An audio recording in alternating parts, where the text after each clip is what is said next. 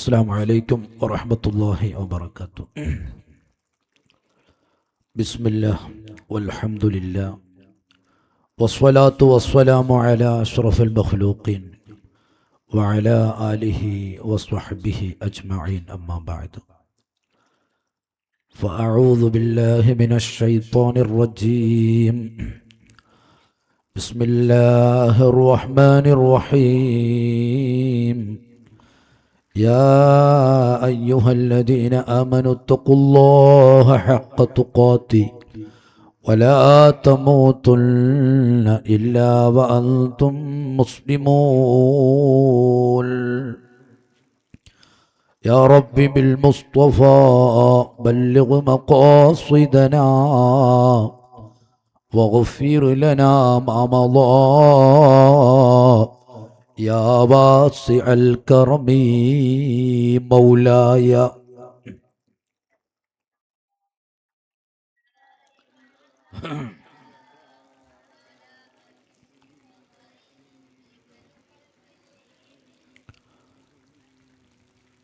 ആദരണീയരായ ജമാഅത്ത് പ്രസിഡന്റ് ബഹുമാനപ്പെട്ട സുലൈമാൻ ച,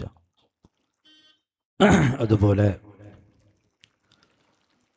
മൊണ്ടുകോളി SYSന്റെ കരുത്തനായ പ്രസിഡന്റ് ബഹുമാനപ്പെട്ട അബ്ദുൾ റഷീദ് സാഹിബ്, മറ്റു ഇവിടെ നമുക്ക് ദുആ നേതൃത്വം ചെയ്തു തന്ന ബഹുമാനപ്പെട്ട റഫീഖ് സഅദി ഉസ്താദ്, അതുപോലെ സ്വാഗതം അരുളിയ ബഹുമാനപ്പെട്ട സഖാഫി ഉസ്താദ്, അതുപോലെ മറ്റു കമ്മിറ്റി ഭാരവാഹികൾ, ഈ നാട്ടിലെ രക്ഷിതാക്കൾ, കാരണവന്മാർ, ചെറുപ്പക്കാർ, ഉമ്മ സഹോദരിമാർ, അല്ലാഹു ഈ ഒരുമിച്ച് കൂടൽ വലിയൊരു ബറക്കത്തുള്ള ഒരു അമലായി ഞങ്ങളിൽ നിന്നും കബൂൽ ചെയ്യുമാറാവട്ടെ ഇൻഷാ അല്ലാഹ്. നമുക്കിന്ന് ഉപദേശം നൽകാനിരിക്കുന്ന ബഹുമാനപ്പെട്ട പേരോട് അബ്ദുറഹ്മാൻ അസ്ഹരി ഉസ്താദ് ഇവിടെ സ്ഥലത്തെത്തിയിട്ടുണ്ട്. എത്രയും പെട്ടെന്ന് സ്റ്റേജിലേക്ക് കടന്നു വരും. അതുപോലെ വളരെ പെട്ടെന്ന് തന്നെ ബഹുമാനപ്പെട്ട സയ്യിദ് അവരുകളും നമ്മുടെ വേദിയിൽ എത്തും. അതുകൊണ്ട് തന്നെ അവിടെ ഇവിടെയൊക്കെ നിൽക്കുന്ന ആളുകൾ സദസ്സിൽ വന്ന് ഇരുന്ന് നിങ്ങൾ സഹകരിക്കണം. സ്വാഗതത്തിൽ നിങ്ങൾ കേട്ടതുപോലെ അൽഹംദുലില്ലാ, നമ്മുടെ ഈ ഒരു സംരംഭം മുസ്ലിം ജമാഅത്ത് SYS SSF മൊണ്ടുകോളി ഇവരുടെ കീഴിൽ നടത്തപ്പെടുന്ന നരിയത്ത് സ്വലാത്തിന്റെ 10ാമത്തെ വാർഷികമാണ്. ഇങ്ങനെ ഓരോ പരിപാടിയും ഈ നാട്ടിൽ നിത്യേന നടന്നുകൊണ്ടിരിക്കുകയാണ്. ഈ നാട്ടിലേക്ക് ഇതൊരു വലിയൊരു ബർക്കത്താണ്. അല്ലാഹു ഖിയാമത്ത് നാൾ വരെ നിലനിർത്തി തരുമാറാവട്ടെ. പ്രിയപ്പെട്ടവരെ,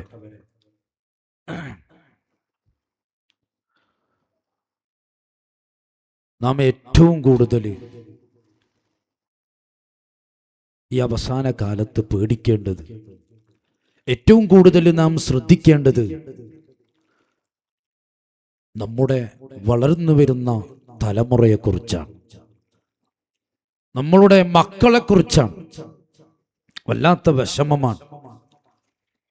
പള്ളിയിൽ നിസ്കരിക്കാൻ തീരെ നമ്മളെ മക്കളെ കാണാറില്ല. സ്വലാത്തിന്റെ മജ്ലിസുകളിൽ വളർന്നു വരുന്ന തലമുറകൾ കുറഞ്ഞുകൊണ്ടിരിക്കുകയാണ്. ആ കുറച്ച് വയസ്സന്മാർ, അവര് മാത്രമേ സ്വലാത്തിന് അധികവും ഉണ്ടാവാറുള്ളൂ. ചെറുപ്പക്കാർ, ചെറിയ മക്കൾ പള്ളിയിൽ വരുന്നത് കുറഞ്ഞുകൊണ്ടിരിക്കുകയാണ്. ദിക്റിന്റെ മജ്ലിസുകൾ, അതുപോലെ ആത്മീയ മജ്ലിസുകളിൽ വളർന്നു വരുന്ന തലമുറകൾ ഇരിക്കുന്നത് ഇങ്ങനെ കുറഞ്ഞുകൊണ്ടേയിരിക്കുകയാണ്. വല്ലാത്ത വിഷമമുള്ള ഒരവസ്ഥ തന്നെയാണ്. ഇതെങ്ങനെ ഈ മക്കൾക്ക് ഇങ്ങനെ ഈ ഒരു അവസ്ഥ വന്നു? നമ്മുടെ മക്കൾക്ക് നാം പള്ളിക്ക് പോകാൻ പറയുന്നുണ്ട്, പക്ഷേ അവർക്ക് പള്ളിക്ക് പോകാൻ വലിയ താല്പര്യം വരുന്നില്ല. നാം ആഗ്രഹിക്കുന്നുണ്ട് നമ്മളെ മക്കൾ ഖുർആൻ ഓതണം, നമ്മളെ മക്കള് നല്ല നല്ല അള്ളാഹുവും മുത്തു റസൂലും ഇഷ്ടപ്പെട്ട കാര്യങ്ങളൊക്കെ മക്കൾ ചെയ്യണമെന്ന് നാം ആഗ്രഹിക്കുന്നവരാണ്. പക്ഷേ മക്കൾ അതിലേക്ക് ഒരു താല്പര്യം കാണിച്ച് അതിലേക്ക് വരുന്നില്ല. എന്താണ് ഇതിൻ്റെ ഒക്കെ കാരണം? അള്ളാഹു നമ്മളെ മക്കളെ നന്നാക്കി തരുമാറാവട്ടെ. വല്ലാത്ത വിഷമാണ് ഇതിൻ്റെ മൂല കാരണം. ഇതിൻ്റെ ഏറ്റവും പ്രധാനപ്പെട്ട ഭാഗം നാം ശ്രദ്ധിക്കേണ്ടത് അടിത്തറ അത് നന്നായിട്ടില്ല, അത് ബർക്കത്തുള്ളതായിട്ടില്ല എന്നുള്ളതാണ്. ഉപദേശം കുറഞ്ഞതുകൊണ്ടല്ല. മക്കളോട് ദൈനംദിനം വയലു പറഞ്ഞു കൊടുക്കുന്നുണ്ട്, മക്കളെ ഉപദേശിക്കുന്നുണ്ട്. പക്ഷേ എന്തോ നല്ലത് ചെയ്യാൻ ഒരു തൗഫീക്ക് വളർന്നു വരുന്ന തലമുറകൾക്ക് എന്തോ കുറഞ്ഞുകൊണ്ടിരിക്കുകയാണ്. ഇതിൻ്റെ ഏറ്റവും മർമ്മപ്രധാനമായ കാരണം അതിൻ്റെ അടിത്തറ അത് ബർക്കത്ത് കുറഞ്ഞിരിക്കുന്നു എന്നുള്ളതാണ്. എന്താ ഈ അടിത്തറ എന്ന് പറഞ്ഞാൽ? നിക്കാഹ് ചെയ്തത് മുതൽക്ക്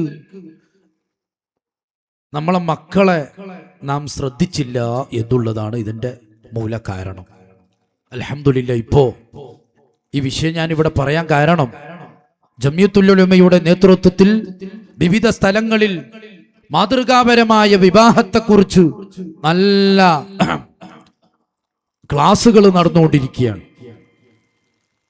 ബോധവൽക്കരണ ക്ലാസുകൾ നടന്നുകൊണ്ടിരിക്കുകയാണ്. നമ്മളെ ഈ മോണ്ടുകോളിയിലും ഇൻഷാ അല്ലാഹ് ഇനി വരുന്ന സമയങ്ങളിൽ നമ്മളെ നാട്ടിലുള്ള കല്യാണം, വിവാഹം അല്ലാഹുവും റസൂലും ഇഷ്ടപ്പെട്ട രീതിയിൽ ആവണമെങ്കിൽ അങ്ങനെയുള്ള ആ ഒരു ക്ലാസുകൾ ഇവിടെ നടന്നേ പറ്റൂ. നമ്മൾ ശ്രദ്ധിക്കണം. നമ്മളെ മക്കള് നല്ല കാര്യങ്ങളിൽ വരാതിരിക്കാനുള്ള ഒരു കാരണം ഞാൻ പറഞ്ഞല്ലോ. നിക്കാഹ് ചെയ്യുന്നത് മുതൽക്ക് ആ മക്കളുടെ രക്ഷിതാക്കള് അവർക്ക് വേണ്ട കാര്യങ്ങൾ ദീനിയായ രീതിയിൽ കൊണ്ടുപോകാത്തതാണ് കാരണം. നിങ്ങൾ നോക്ക്, നമ്മളൊരു വീട് കെട്ടുമ്പോ, നമ്മളിപ്പോ ഒരു പുര കെട്ടുമ്പോ നമുക്ക് സ്വാഭാവികമായിട്ട് അറിയാലോ, ആ പുരയിൽ ഞാനും മക്കളും കുടുംബമൊക്കെ വളരെ സന്തോഷത്തോടെ വീട്ടിൽ താമസിക്കണം.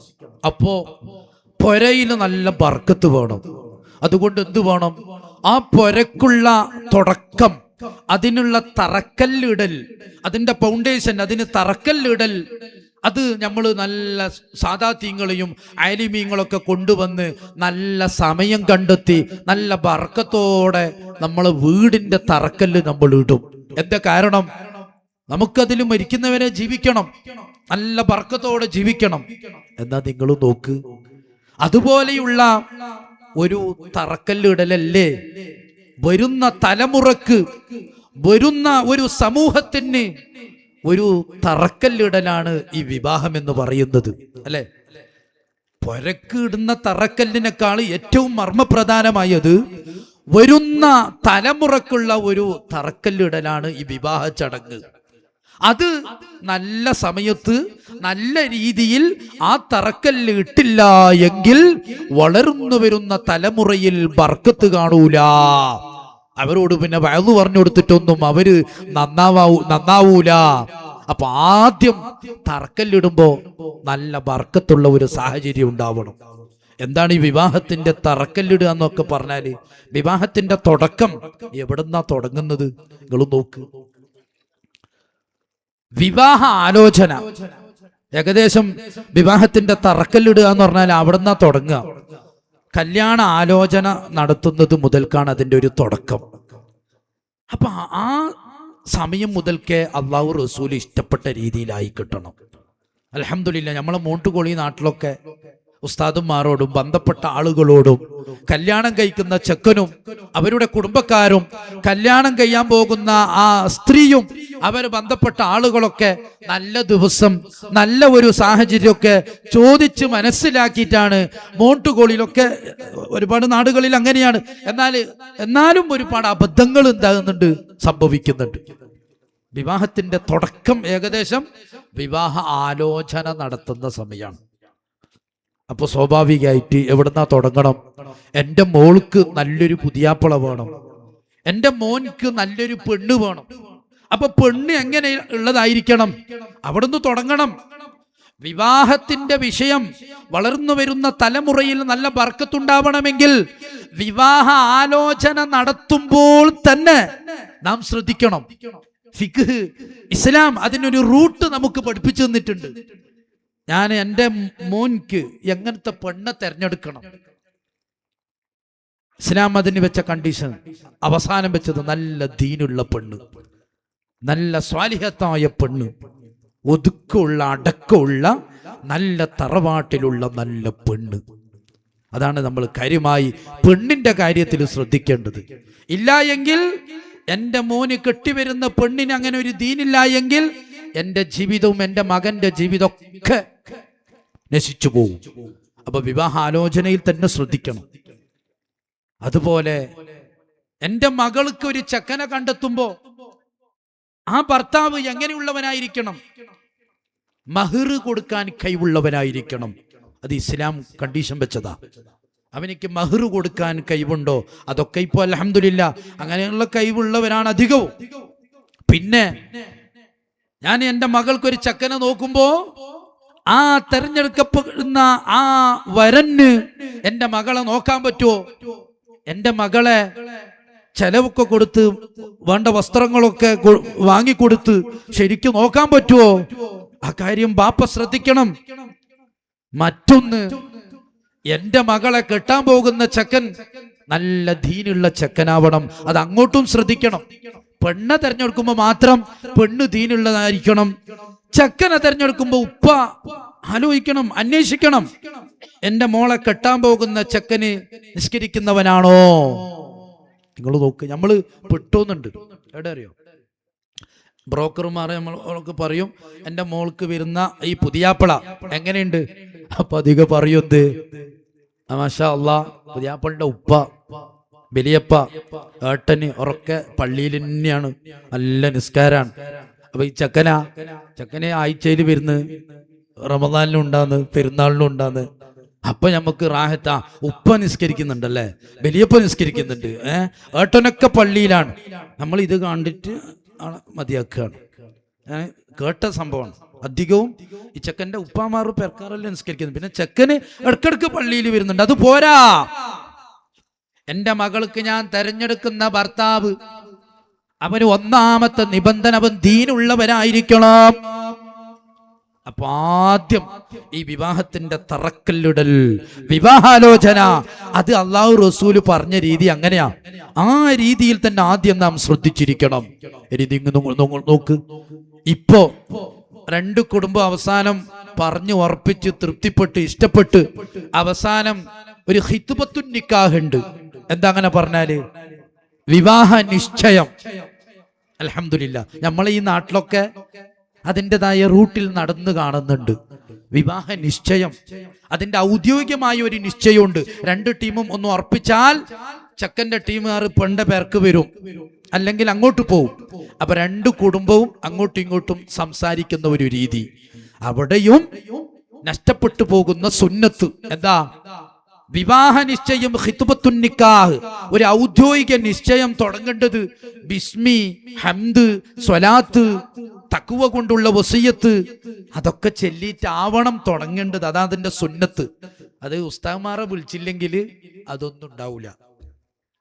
നിങ്ങൾ നോക്ക്, ഉസ്താദ്മാരൊന്നും വേണ്ട. ഇതുവരെ നമ്മളെ ഒരു നിശ്ചയമല്ലേ, അപ്പൊ ഇപ്പൊ എന്താക്കുന്നത്, നമുക്ക് ഡേറ്റ് ഒന്ന് നിശ്ചയം, അങ്ങനെ ഒരു ചർച്ചയിലായി അതങ്ങനെ വിട്ടുപിരിയും. അങ്ങനെ പോരാ. തറക്കല്ലിടലാണ് വിവാഹത്തിന്റെ ഔദ്യോഗിക നിശ്ചയം. അത് ബർക്കത്തുള്ളതാവണമെങ്കിൽ ആ ഔദ്യോഗിക നിശ്ചയത്തിന്റെ തുടക്കത്തിൽ ബിസ്മി ചൊല്ലണം, അൽഹംദു ചൊല്ലണം, സ്വലാത്ത് ചൊല്ലണം. തഖ്വ കൊണ്ടുള്ള വസിയത്ത് കഴിഞ്ഞതിന് ശേഷം രണ്ട് ടീമും പരസ്പരം അങ്ങോട്ടും ഇങ്ങോട്ടും സംസാരിച്ചതിന് ശേഷം പിന്നെ കെട്ടാൻ പോകുന്ന ചെക്കൻ അല്ലെങ്കിൽ ചെക്കൻ ഉസ്താദിനെ ഏൽപ്പിച്ചിട്ടെങ്കിൽ ഉസ്താദ് പറയണം. നമ്മൾ സാധാരണ പറയലുണ്ടല്ലോ, എൻ്റെ നിക്കാഹാണ് നടക്കാൻ പോകുന്നത്, അതുകൊണ്ട് എനിക്ക് പറയാനുള്ളത് എൻ്റെ ഏറ്റവും മർമ്മപ്രധാനമായ ഒരു ജീവിതത്തിന്റെ ഒരു പ്രധാന ഭാഗമാണ് നിക്കാഹ്. ഈ നിക്കാഹ് അള്ളാഹു റസൂൽ ഇഷ്ടപ്പെട്ട നല്ല സ്ഥലത്ത് വെച്ചിട്ട് നടക്കണം. അത് പറയണം കെട്ടാൻ പോകുന്ന ചെക്കൻ, അല്ലെങ്കിൽ ബന്ധപ്പെട്ട ആളുകൾ അത് പറയണം. എന്നാലേ വിവാഹത്തിന്റെ തറക്കല്ലിടൽ നല്ല ബർക്കത്തുള്ളതാവുകയുള്ളൂ. അൽഹംദുലില്ലാ, പറയുന്ന ചെറുപ്പക്കാരെ ഇന്ന് അധികവും നമ്മൾ കാണുന്നുണ്ട്. എന്നാൽ പറയാത്ത ആളുകളും കൂടുതലുണ്ട്. എന്റെ വിവാഹം ഉസ്താദെ നല്ല ബർക്കത്തുള്ള സ്ഥലത്ത് വെച്ചാണോ? ഏതാ ബർക്കത്തുള്ള സ്ഥലം? അഫ്ളലുൽ ബിലാദി ഇലല്ലാഹി അൽ മസാജിദു, ഭൂമിയിൽ വെച്ച് അല്ലാഹുവിന് ഏറ്റവും ഇഷ്ടമുള്ള സ്ഥലം പള്ളിയാണ്.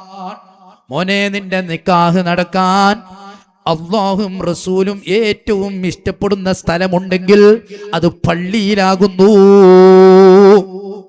ഞാൻ ഈ പറഞ്ഞതിൻ്റെ അർത്ഥം ഓഡിറ്റോറിയത്ത് നിക്കാഹ് കഴിക്കാൻ പാടില്ല എന്നല്ല, വീട്ടിൽ നിക്കാഹ് ചെയ്യാൻ പാടില്ല എന്നല്ല. നമ്മളുടെ സ്ഥല സൗകര്യം അനുസരിച്ച് വീട്ടിലും ചെയ്യാം, ഓഡിറ്റോറിയത്തും ചെയ്യാം. പക്ഷേ പള്ളിയാണ് ഹബീബ് ഏറ്റവും നല്ലത്. നോക്ക്, ജീവിതത്തിൽ ഒരിക്കലല്ല നിക്കാഹ് കഴിക്കുള്ളൂ. ഉസ്താദെ, എന്റെ നിക്കാഹ് അത് അള്ളാഹു ഇഷ്ടപ്പെട്ട ആ പള്ളിയിൽ വെച്ചാവണം എന്ന് പറയുന്ന ചെറുപ്പക്കാരെയാണ് ആവശ്യം. പള്ളിയിൽ വെച്ച് നിക്കാഹ്. ഇനി അവിടുന്ന് അങ്ങോട്ടുള്ള ചടങ്ങുകളോ കൂടുതലും പേക്കൂത്തുകളൊന്നും കാണിക്കാത്ത, അമിത ആഹ്ലാദം കാണിക്കാത്ത, ഈ കലറുകളൊക്കെ പരസ്പരം മുഖത്തേക്കും വസ്ത്രങ്ങളിലേക്കൊക്കെ വലിച്ചെറിഞ്ഞുകൊണ്ടുള്ള ഒരു പ്രവർത്തനം, ഹീനമായ പ്രവർത്തനം. ഇതൊന്നുമില്ലാത്ത, പടക്കങ്ങൾ പൊട്ടിക്കാത്ത നല്ല ഒരു നിക്കാഹിന്റെ സംരംഭം നോക്ക്. നിങ്ങൾ ബഹുമാനപ്പെട്ട അബ്ദുറഹ്മാൻ ഇബ്നു ഔഫ്, അബ്ദുറഹ്മാൻ ഇബ്നു ഔഫ് റളിയല്ലാഹു അൻഹു വലിയ മഹാനാണ്, വലിയ ധനികനാണ്, വലിയ സമ്പത്തുള്ളവനാണ്.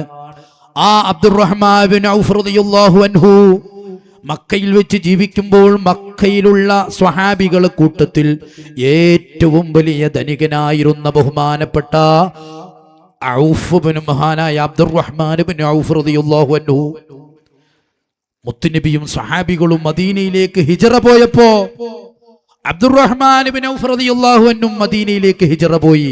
ഹിജറ പോകുമ്പോ വജാദൂ ബി അംവാലിൻ വബാഉ നുഫൂസഹും ലിദീനിൽ ഹുദാ ഫീ കുല്ലി മൗതീൻ ഗസ്വതി.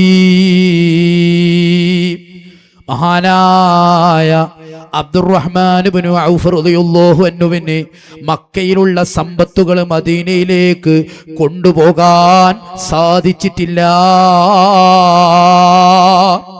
അതുകൊണ്ട് തന്നെ ബഹുമാനപ്പെട്ട അബ്ദുറഹ്മാൻ ഇബ്നു ഔഫ് റളിയല്ലാഹു അൻഹു മദീനയിലേക്ക് ഹിജറ പോയതിനു ശേഷം അവിടെ ഫഖീറായി ജീവിക്കേണ്ടി വന്നു. മുത്തുനബി സല്ലല്ലാഹു അലൈഹി വസല്ലമ തങ്ങൾ മക്കയിൽ നിന്ന് മദീനയിലേക്ക് ഹിജറ പോയ ഓരോ മുഹാജിറുകളായ സഹാബികൾക്ക്, ഓരോ അൻസാരികളായ സഹാബികളെ ഒരു കൂട്ടുകാരനായി നിശ്ചയിച്ചിട്ടുണ്ട്. വേണ്ട സൗകര്യങ്ങൾ ചെയ്തു കൊടുക്കാൻ വേണ്ടി, വേണ്ട ആവശ്യങ്ങൾ നിറവേറ്റാൻ വേണ്ടി, ഒരു പള്ളി ദർസിലേക്ക് മുതഅല്ലിം പഠിക്കാൻ വേണ്ടി വന്നാൽ ആ നാട്ടുകാർ ആ മുതഅല്ലിമിങ്ങൾക്ക് ഭക്ഷണം കൊടുക്കാൻ ഏറ്റെടുക്കും പോലെ, ആ മുതഅല്ലിമിന്റെ ചെലവ് ഏറ്റെടുക്കും പോലെ മക്കയിൽ നിന്ന് ഹിജറ പോയ സഹാബികൾക്ക് മദീനയിലുള്ള അൻസാരികളായ സഹാബികളിൽ നിന്ന് കൂട്ടുകാരായി മുത്തുനബി ഓരോരുത്തരെയും തെരഞ്ഞെടുത്തിട്ടുണ്ട്. ആ കൂട്ടത്തിൽ മക്കയിൽ ധനികനായിരുന്ന, ഇപ്പൊ മദീനയിൽ ഫക്കീറായിരിക്കുന്ന ബഹുമാനപ്പെട്ട അബ്ദുറഹ്മാൻ ഇബ്നു ഔഫ് റളിയല്ലാഹു അൻഹുവിന്റെ സ്വദീഖായി, കൂട്ടുകാരനായി മുത്തുനബി സല്ലല്ലാഹു അലൈഹി വസല്ലമ തങ്ങൾ ബഹുമാനപ്പെട്ട സഈദ് ഇബ്നു സൈദ് റളിയല്ലാഹു അൻഹുവിനെ ഏൽപ്പിച്ചു. ഒരു അൻസാരിയായ സഹാബിനെ ഏൽപ്പിച്ചു. ഈ അൻസാരിയായ സ്വഹാബി അബ്ദുറഹ്മാൻ ഇബ്നു ഔഫ് റളിയല്ലാഹു അൻഹുവിനെ വീട്ടിലേക്ക് കൊണ്ടുപോയി. എന്നിട്ട് മഹാനവരുകളോട് പറഞ്ഞു, നിങ്ങൾ മക്കയിൽ വലിയ ധനികനായിരുന്നത് എനിക്കറിയാം. നിങ്ങൾക്ക് ഇപ്പൊ ഇവിടെ ഫക്കീറായി ജീവിക്കുമ്പോ വിഷമം നല്ലവണ്ണം ഉണ്ടാവും അല്ലെ? നിങ്ങൾ വിഷമിക്കണ്ട കേട്ടോ. എന്റെ 3 ഭാര്യമാരിൽ ഒരു ഭാര്യയെ നിങ്ങൾക്ക് വേണ്ടി ഞാൻ തലാക്കുകയല്ല. ഇദ്ദ കഴിഞ്ഞാ പിന്നെ നിങ്ങൾ കിട്ടിക്കോ. നോക്കിങ്ങള് വെറുതെ അല്ല മദീനയിലുള്ള സ്വഹാബികൾക്ക് അൻസാർ എന്ന് പേര് വന്നത്. അർശ് പോലും പറിച്ചുപോയ രീതിയിലുള്ള സഹായ സഹകരണങ്ങളായിരുന്നു അൻസാരികളായ സഹാബികൾ മുഹാജിറുകളോട് കാട്ടിയത്. അബ്ദുറഹ്മാൻ ഇബ്നു ഔഫ് റളിയല്ലാഹു അൻഹുവിനോട് അൻസ്വാരിയായ സ്വഹാബി പറഞ്ഞു, ഓ മഹാനായ അബ്ദുറഹ്മാൻ ഇബ്നു ഔഫ്, എന്റെ 3 ഭാര്യമാരിൽ ഒരു ഭാര്യയെ നിങ്ങൾക്ക് വേണ്ടി ഞാൻ ത്വലാഖ് ചൊല്ലാം. അവളുടെ ഇദ്ദകാല കഴിഞ്ഞതിന് ശേഷം നിങ്ങൾക്ക് അവളെ വിവാഹം ചെയ്യാം. രണ്ടാമതായി നിങ്ങൾക്ക് ഞാൻ നൽകാൻ പോകുന്നത്, ഈ മദീനയിലുള്ള ഏറ്റവും വലിയ സമ്പന്നനാണ് ഞാൻ. എൻ്റെ ഒരുപാട് തോട്ടങ്ങളിൽ വെച്ച് ഏറ്റവും നല്ല മുന്തിയ ഒരു തോട്ടം, നിങ്ങൾ ആഗ്രഹിക്കുന്ന ഒരു തോട്ടം നിങ്ങൾക്ക് ഞാൻ തരാം. ആരാ പറഞ്ഞത്? അൻസ്വാരിയായ സഹാബി അബ്ദുറഹ്മാൻ ബിൻ ഔഫ് റളിയല്ലാഹു അൻഹുവിനോട് പറഞ്ഞു. അബ്ദുറഹ്മാൻ ബിൻ ഔഫ് റളിയല്ലാഹു അൻഹു പറഞ്ഞു, അതൊന്നും വേണ്ട, ഞാനിപ്പോൾ വിവാഹം ചെയ്യുന്നില്ല, ഇപ്പം ആഗ്രഹിക്കുന്നില്ല, എനിക്കിപ്പോൾ തോട്ടവും ആവശ്യമില്ല, എനിക്ക് നിങ്ങൾ ഒരു നല്ല മാർക്കറ്റ് കാണിച്ചാൽ മതി. കാരണം അബ്ദുറഹ്മാൻ ബിൻ ഔഫ് റളിയല്ലാഹു അൻഹു നല്ല കച്ചവടം ചെയ്യാൻ പഠിച്ച നേതാവായിരുന്നു. എനിക്ക് നല്ല ഒരു മാർക്കറ്റ്, ഒരു സൂക്ക് നിങ്ങൾ കാണിച്ചു തരണം. ബഹുമാനപ്പെട്ട അബ്ദുറഹ്മാൻ ബിൻ ഔഫ് റളിയല്ലാഹു അൻഹുവിനെ അൻസ്വാരിയായ സ്വഹാബി കൂട്ടിക്കൊണ്ടുപോകുന്നു ബനൂ കൈനുകാ എന്ന് പറയുന്ന സൂക്കിലേക്ക് കൊണ്ടുപോകുന്നു. ആ ചന്തയിൽ പോയി കച്ചവടത്തിന്റെ മേഖലകളെയൊക്കെ ശ്രദ്ധിച്ചുകൊണ്ട് കച്ചവട മേഖലയിൽ അബ്ദുറഹ്മാൻ ബിൻ ഔഫ് റളിയല്ലാഹു അൻഹു പ്രവേശിക്കുകയാണ്. കുറഞ്ഞ ദിവസങ്ങളെ കൊണ്ട് മഹാനായ അബ്ദുറഹ്മാൻ ബിൻ ഔഫ് റളിയല്ലാഹു അൻഹുവിന് വലിയ ലാഭം അതാ ലഭിക്കുകയാണ്. പിന്നെ മദീനയിൽ വലിയൊരു കുബേരനായി മഹാനായ അബ്ദുറഹ്മാൻ ബിൻ ഔഫ് റളിയല്ലാഹു അൻഹു, കണ്ട, കച്ചവടം ചെയ്ത് നല്ല സമ്പന്നനായി മഹാനായ അബ്ദുറഹ്മാൻ ബിൻ ഔഫ് റളിയല്ലാഹു അൻഹു. അങ്ങനെ ഞാൻ പറഞ്ഞുകൊണ്ടത് എന്താ അറിയോ, നമ്മളിപ്പോഴത്തെ നിക്കാഹിന്റെ അവസ്ഥയെ സൂചിപ്പിക്കാൻ വേണ്ടിയാണ് ഈ ചരിത്രം ഞാൻ പറഞ്ഞത്. ഒരു ദിവസം പള്ളിയിലേക്ക് അത് അബ്ദുറഹ്മാൻ ബിൻ ഔഫ് റളിയല്ലാഹു അൻഹു വരികയാണ്. പള്ളിയിലേക്ക് വരുമ്പോ അബ്ദുറഹ്മാൻ ബിൻ ഔഫ് റളിയല്ലാഹു അൻഹുവിന്റെ കുപ്പായത്തിൽ, ഷർട്ടിൽ ഒരു മഞ്ഞ കലറ് കുപ്പായത്തിൽ കാണുന്നുണ്ട്. ഒരു മഞ്ഞ കളറ് കുപ്പായത്തിൽ ഇങ്ങനെ കാണുന്നുണ്ട്. അല്ലാഹുവിന്റെ റസൂല് ചോദിച്ചു, യാ അബ്ദുറഹ്മാൻ ബിൻ ഔഫേ, നിങ്ങളെ കുപ്പായത്തിൽ ഒരു മഞ്ഞ കളറ് കാണുന്നുണ്ടല്ലോ,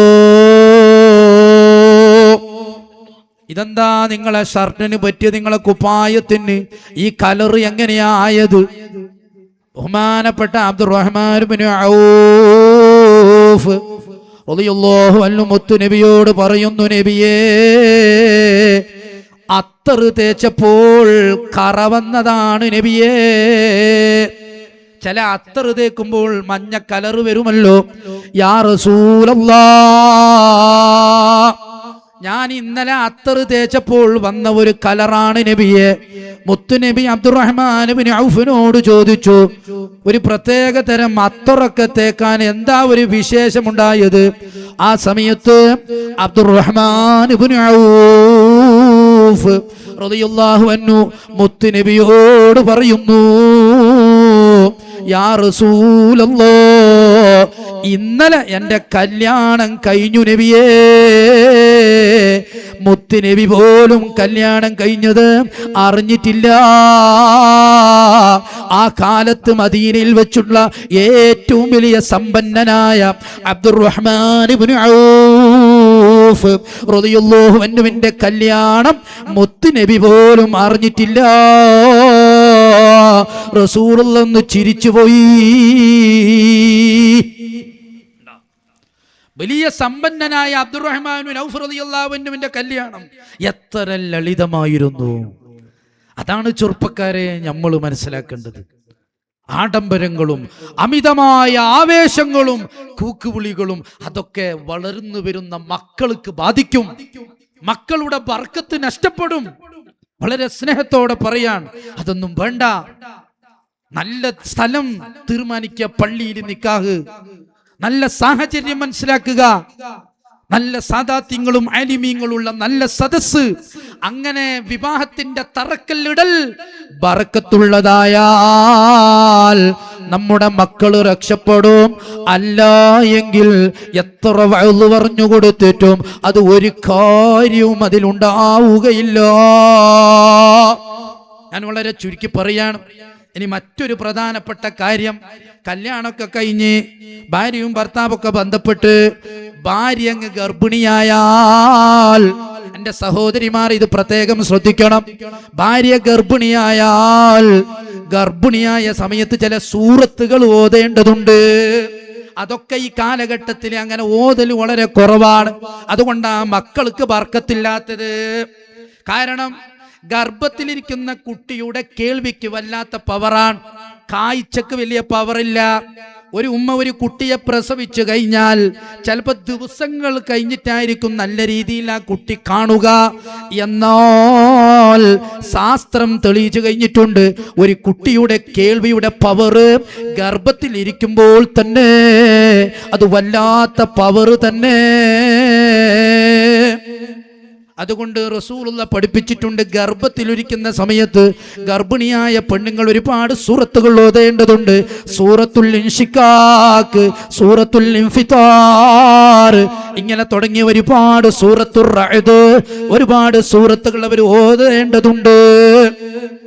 നോക്കിങ്ങള് ചില ആള് കാണാം, ഭാര്യനെ പ്രസവിക്കാൻ ഹോസ്പിറ്റലിൽ കൊണ്ടുപോകും. ഹോസ്പിറ്റലിൽ കൊണ്ടുപോയിട്ട് ഭാര്യ പ്രസവ വേദന അനുഭവിക്കുന്ന സമയത്ത് ഒരു വിളി, ഉസ്താദ് എന്താ ചെല്ലണ്ടേ, ഭാര്യക്ക് പ്രസവ വേദന വന്നിന് എന്താ ചെല്ലേണ്ടത്? ആ സമയത്തല്ലല്ലോ വിളിക്കേണ്ടത്, അതൊക്കെ മുമ്പേ റെഡിയാക്കണം, അങ്ങനെ കരുതി വെക്കണം. അതാണ് നമുക്ക് ഏറ്റവും വലിയ ഒരു വീഴ്ച നമ്മളിൽ ഉള്ള ഒരു വീഴ്ച. അത് മുമ്പ് കരുതൂല. ഞാൻ 1-2 ദിക്റുകൾ സൂചിപ്പിക്കാം. പ്രസവിക്കാൻ അടുത്ത ഒരു ഉമ്മ, ഒരു സ്ത്രീ കൂടുതലും അധികരിപ്പിക്കേണ്ട ഒരു ദുആ ഉണ്ട്, ദുആഉൽ കർബ്. വല്ലാത്ത ഒരു ദുആ ആണ് ദുആഉൽ കർബ്. അത് ചെല്ലുന്നില്ല, കുറവാ. അതൊന്നും ഇപ്പൊ ഈ പ്രസവിക്കാൻ അടുത്ത പെണ്ണുങ്ങള് ചെല്ലല് കുറവാണ്. പ്രസവം അടുത്ത പെണ്ണുങ്ങൾ കൂടുതലും ചെല്ലേണ്ട ദിക്റാണ് ദുആഉൽ കർബ്. ലാ ഇലാഹ ഇല്ലല്ലാഹുൽ അളീമുൽ ഹലീം, ലാ ഇലാഹ ഇല്ലല്ലാഹു റബ്ബുൽ അർശിൽ അസീം, ലാ ഇലാഹ ഇല്ലല്ലാഹു റബ്ബുസ് സമാവാതി വറബ്ബുൽ അർള് എന്നിങ്ങനെ തുടങ്ങിയ ദുആഉൽ കർബ് അത് വല്ലാത്ത ബർക്കത്തുള്ള ഒരു ദുആ ആണ്. മുത്തുനബി സല്ലല്ലാഹു അലൈഹി വസല്ലമ തങ്ങൾ എന്ത് പ്രശ്നങ്ങൾ ജീവിതത്തിൽ വരുമ്പോഴും കൂടുതലും മുത്തുനബി പറഞ്ഞുകൊണ്ടിരുന്ന ഒരു ദുആ ആയിരുന്നു ദുആഉൽ കർബ്. പ്രസവം അടുത്ത പെണ്ണുങ്ങൾക്ക് പ്രസവം എളുപ്പമാകാനും പ്രസവിക്കപ്പെടുന്ന കുട്ടിയിൽ കൂടുതൽ ബർക്കത്തുണ്ടാകുവാനും ആ കുട്ടിയിൽ ഒരു നല്ല ഒരു ശുഭലക്ഷണം കാണുവാനും ദുആഉൽ കർബ് അത് വല്ലാത്ത ഒരു പവറുള്ള ഒരു ദുആ ആണ്, ദിക്റാൻ. ബുഖാരിയിൽ ഇമാം ബുഖാരി റളിയല്ലാഹു അൻഹു ഉദ്ധരിച്ച ഈ ദുആഉൽ കർബ് ഇമാം മുസ്ലിം റളിയല്ലാഹു അൻഹു ഉദ്ധരിച്ചിട്ടുണ്ട്. ലാ ഇലാഹ ഇല്ലല്ലാഹു, ലാ ഇലാഹ ഇല്ലല്ലാഹുൽ അളീമുൽ ഹലീം, ലാ ഇലാഹ ഇല്ലല്ലാഹു റബ്ബുൽ അർശിൽ അസീം. ഈ തുടങ്ങുന്ന ദുആഉൽ കർബ് ഇമാം ബുഖാരിക്ക് ശറഹ് എഴുതിയ ബഹുമാനപ്പെട്ട ഹാഫിദ് ഇബ്നു ഹജറുൽ അസ്കലാനി റഹിമഹുല്ലാഹ് ഒരു സംഭവം പറയുന്നതായി കാണാം. ദുആഉൽ കർബിന്റെ പവർ അത് വല്ലാത്ത പവർ തന്നെ. ബഹുമാനപ്പെട്ട അബൂബക്കർ റാസി റളിയല്ലാഹു അൻഹു വലിയ പണ്ഡിതനാണ്. അബൂബക്കർ റാസി റളിയല്ലാഹു അൻഹു ഒരിക്കൽ പറയുന്നു, കുന്തു ബി ഇസ്ബഹാൻ, ഞാൻ ഈ ഇസ്ബഹാൻ എന്ന സ്ഥലത്ത് ബഹുമാനപ്പെട്ട അബൂ നുഐം റളിയല്ലാഹു അൻഹുവിന്റെ അരികിൽ ഹദീസ് പഠിച്ചുകൊണ്ട് എഴുതി വെക്കുന്ന ഒരു സമയമായിരുന്നു. ആരാ പറഞ്ഞത്? അബൂബക്കർ റാസി റളിയല്ലാഹു അൻഹു. മഹാനവരികൾ പറയാൻ, ഇസ്ബഹാനിൽ ഞാൻ ഇങ്ങനെ ഹദീസ് എഴുതിക്കൊണ്ടിരിക്കുന്ന സമയം ആ നാട്ടിൽ വലിയ ഒരു ശൈഖ് ഉണ്ടായിരുന്നു, ബഹുമാനപ്പെട്ട അബൂബക്കർ ഇബ്നു അലി റളിയല്ലാഹു അൻഹു. അബൂബക്കർ ഇബ്നു അലി റളിയല്ലാഹു അൻഹു എന്ന് പേരിൽ അറിയപ്പെടുന്ന വലിയ ഒരു പണ്ഡിതൻ ഇസ്ബഹാനി നാട്ടിലുണ്ടായിരുന്നു. ഒരുപാട് ആളുകൾ ആ മഹാന്റെ അരികിലേക്ക് വരും ഫത്വ ചോദിക്കാൻ വേണ്ടി. അപ്പോ കുറച്ച് ആളുകൾക്ക് അസൂയായി. ആരോട്? അബൂബക്കർ ഇബ്നു അലി റളിയല്ലാഹു അൻഹുവിനോട് അസൂയ തോന്നി. കാരണം ഒരുപാട് ആളുകൾ ഫത്വ ചോദിക്കാനും ആവശ്യങ്ങൾ ഒന്ന് തീർത്തു കിട്ടാൻ വേണ്ടിയിട്ട് മഹാനബികളെ സമീപിക്കുകയാണ്. അപ്പോ കൂടെയുള്ള ആളുകൾക്ക് അസൂയ തോന്നി. അസൂയ വന്നപ്പോഴോ അന്നത്തെ ഭരണാധികാരിയുടെ അടുത്ത് പോയി ബഹുമാനപ്പെട്ട അബൂബക്കർ ഇബ്നു അലി റളിയല്ലാഹു അൻഹുവിനെ കുറിച്ച് ഒരു ദുരാരോപണം നടത്തി. ആരോപണം ഭരണാധികാരി കേട്ടപ്പോ വലിയ പണ്ഡിതനായ അബൂബക്കർ ഇബ്നു അലി റളിയല്ലാഹു അൻഹുവിനെ ഭരണാധികാരി ജയിലിൽ അറസ്റ്റ് ചെയ്തു കൊണ്ടുപോയി ജയിലിൽ അങ്ങിട്ടു. ഈ വിഷയം പറയുന്നത് അബൂബക്കറുർ റാസിയാണ്. ഇവിടെ 2 അബൂബക്കർ ഉണ്ട്. പറയുന്ന ആള് അബൂബക്കറുർ റാസിയാണ്. മഹാനി അബൂബക്കർ ഇബ്നു അലി റളിയല്ലാഹു അൻഹു ആണ്. അങ്ങനെ അബൂബക്കർ റാസി റളിയല്ലാഹു അൻഹു പറയാണ്, ഒരു തെറ്റും ചെയ്യാതെ നിരപരാധിയായ അബൂബക്കർ ഇബ്നു അലി എന്നവരെ ഭരണാധികാരി ജയിലിൽ അടിച്ചിരിക്കുകയാണ്. സുബ്ഹാനല്ലാഹ്. ആ മഹാനെ എത്രയും പെട്ടെന്ന് ജയിലിൽ നിന്ന് ഇറക്കണം. അങ്ങനെ ചിന്തിച്ച് നിയ്യത്ത് ചെയ്ത് ദുആ ചെയ്ത് മഹാനായ അബൂബക്കർ റാസി റളിയല്ലാഹു അൻഹു കിടന്നുറങ്ങുമ്പോ അതാ അന്നത്തെ രാത്രിയിൽ സ്വപ്നം കാണുന്നു. എന്താണ് സ്വപ്നം കാണുന്നത്? ബഹുമാനപ്പെട്ട അബൂബക്കർ റാസി റളിയല്ലാഹു അൻഹു പറയാണ്, റഅയ്തു ഫിൽ മനാം റസൂലുള്ളാഹി സ്വല്ലല്ലാഹു അലൈഹി വസല്ലം യദ്ഉ. റസൂലുള്ളാഹി എന്നോട് സ്വപ്നത്തിൽ വന്നു പറയുന്നു, കുൽ കുൽ യാ അബൂബക്കർ റാസി, ഓ അബൂബക്കർ റാസിയെ നീ ഒന്ന് പോയി പറയണം, ലി അബൂബക്കർ ഇബ്നു അലി, അബൂബക്കർ ഇബ്നു അലിയോട് നീ പറയണം, യദ്ഉ ബിദുആഇൽ കർബി അല്ലദീ ഫീ സഹീൽ ബുഖാരി. സഹീഉൽ ബുഖാരിയിൽ പഠിപ്പിച്ച ആ ദുആഉൽ കർബ് അത് കൂടുതൽ കൂടുതൽ ചെല്ലാൻ വേണ്ടി അബൂബക്കർ ഇബ്നു അലിയോട് വന്ന് പറയണം എന്ന് പറഞ്ഞപ്പോ ആ സ്വപ്നം കണ്ട അന്നത്തെ രാത്രി കഴിഞ്ഞു. പിറ്റന്നാൾ രാവിലെ ജയിലിന്റെ അരികിൽ ചെന്നുകൊണ്ട് ബഹുമാനപ്പെട്ട അബൂബക്കർ ഇബ്നു അലിയോട് അബൂബക്കർ റാസി റളിയല്ലാഹു അൻഹു പറയുകയാണ്, ഇന്നലെ രാത്രിയിൽ എനിക്ക് സ്വപ്നത്തിൽ ഒരു വിവരം ലഭിച്ചു. നിങ്ങൾ ദുആഉൽ കർബ് കൂടുതൽ ചെല്ലാൻ വേണ്ടി മുത്തുനബി നിങ്ങളോട് കൽപ്പിച്ചിട്ടുണ്ട്. സുബ്ഹാനല്ലാഹ്. ആ ദുആഉൽ കർബ് കുറച്ചങ്ങ് ചൊല്ലിത്തീരുമ്പോ അബൂബക്കർ ഇബ്നു അലി റളിയല്ലാഹു അൻഹു ജയിലിൽ നിന്ന് മോചിപ്പിക്കപ്പെട്ടു. അത്ഭുതമാണ്. എല്ലാവരും അത് അധികരിപ്പിക്കണം. നമ്മളത് ചെല്ലാറേയില്ല അധികം. ചിലക്ക് അങ്ങനെ ഒരു ദുആ ഉണ്ട് എന്ന് ഇങ്ങനെ കേട്ടത് എന്നല്ലാണ്ട് അത് എന്ത് എന്ന് പോലും അന്വേഷിച്ചിട്ടില്ല. അപ്പൊ നോക്ക്, പിന്നെ എങ്ങനെ നമുക്ക് ബർക്കത്തുണ്ടാവുക? അപ്പൊ ഞാൻ പറഞ്ഞു കൊണ്ടുവന്നത്, ഉമ്മമാർ പ്രത്യേകം ശ്രദ്ധിക്കണം. പ്രസവം അടുത്ത ഉമ്മമാർ കൂടുതലും ഇത് ശ്രദ്ധിക്കണം. അപ്പോ ദുആഉൽ കർബ് പ്രസവിക്കാനടുത്ത ഉമ്മ കൂടുതൽ ചെല്ലണമെന്ന് പഠിപ്പിച്ചിട്ടുണ്ട്. രണ്ടാമതായി നിങ്ങൾ മഹാനായ മുത്തുനബി സല്ലല്ലാഹു അലൈഹി വസല്ലമ തങ്ങൾ ഉമ്മു സുലൈമ റളിയല്ലാഹു അൻഹയോടും സൈനബ ബീബി റളിയല്ലാഹു അൻഹയോടും ലമ്മാ ദനാ വിലാദു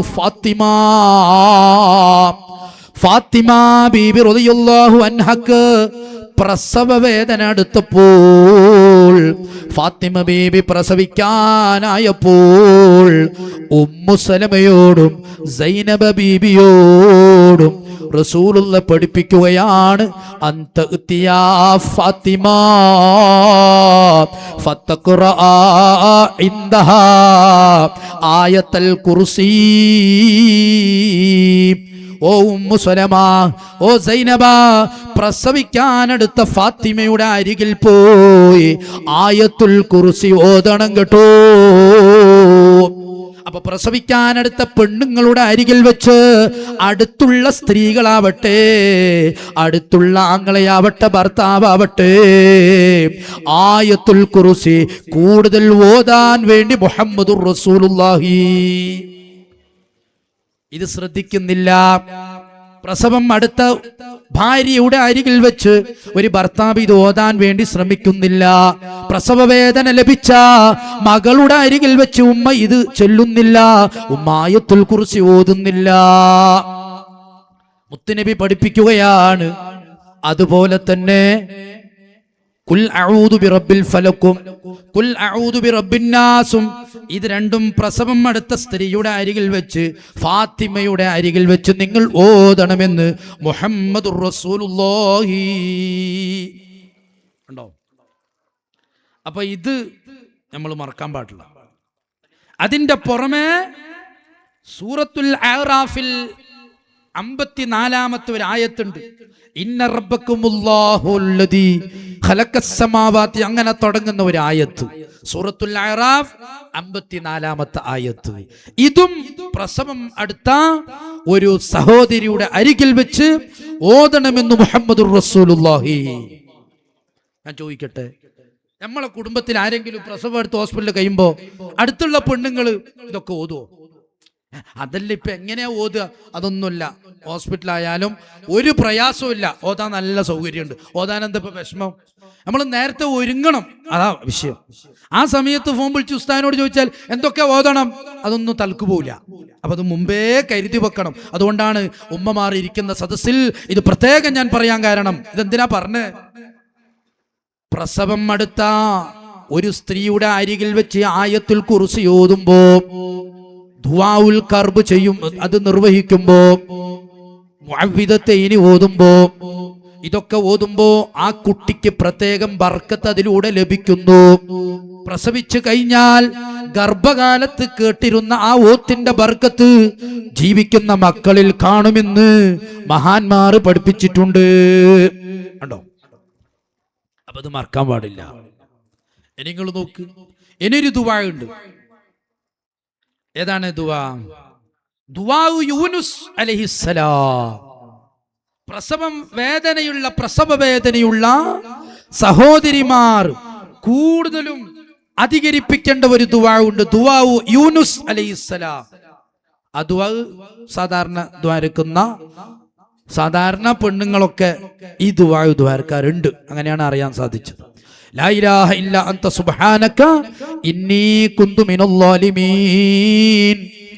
ദുആ യൂനുസ് നബി അലൈഹിസ്സലാം വലിയ തിമിംഗളമീനിന്റെ ഉള്ളിൽപ്പെട്ടപ്പോ, തിമിംഗളത്തിന്റെ അകത്തുപ്പെട്ടപ്പോ അവിടെ നിന്ന് രക്ഷപ്പെടാൻ വേണ്ടി യൂനുസ് നബി അലൈഹിസ്സലാം പഠിച്ചവനോട് മന്ത്രിച്ച മന്ത്രമാണ് ലാ ഇലാഹ ഇല്ലാ അൻത സുബ്ഹാനക ഇന്നി കുന്തു മിനൽ ളാലിമീൻ. മുത്തുനബി സല്ലല്ലാഹു അലൈഹി വസല്ലമ തങ്ങൾ പറഞ്ഞു, കാന ദുആഉ അഖി യൂനുസ അജീബാ.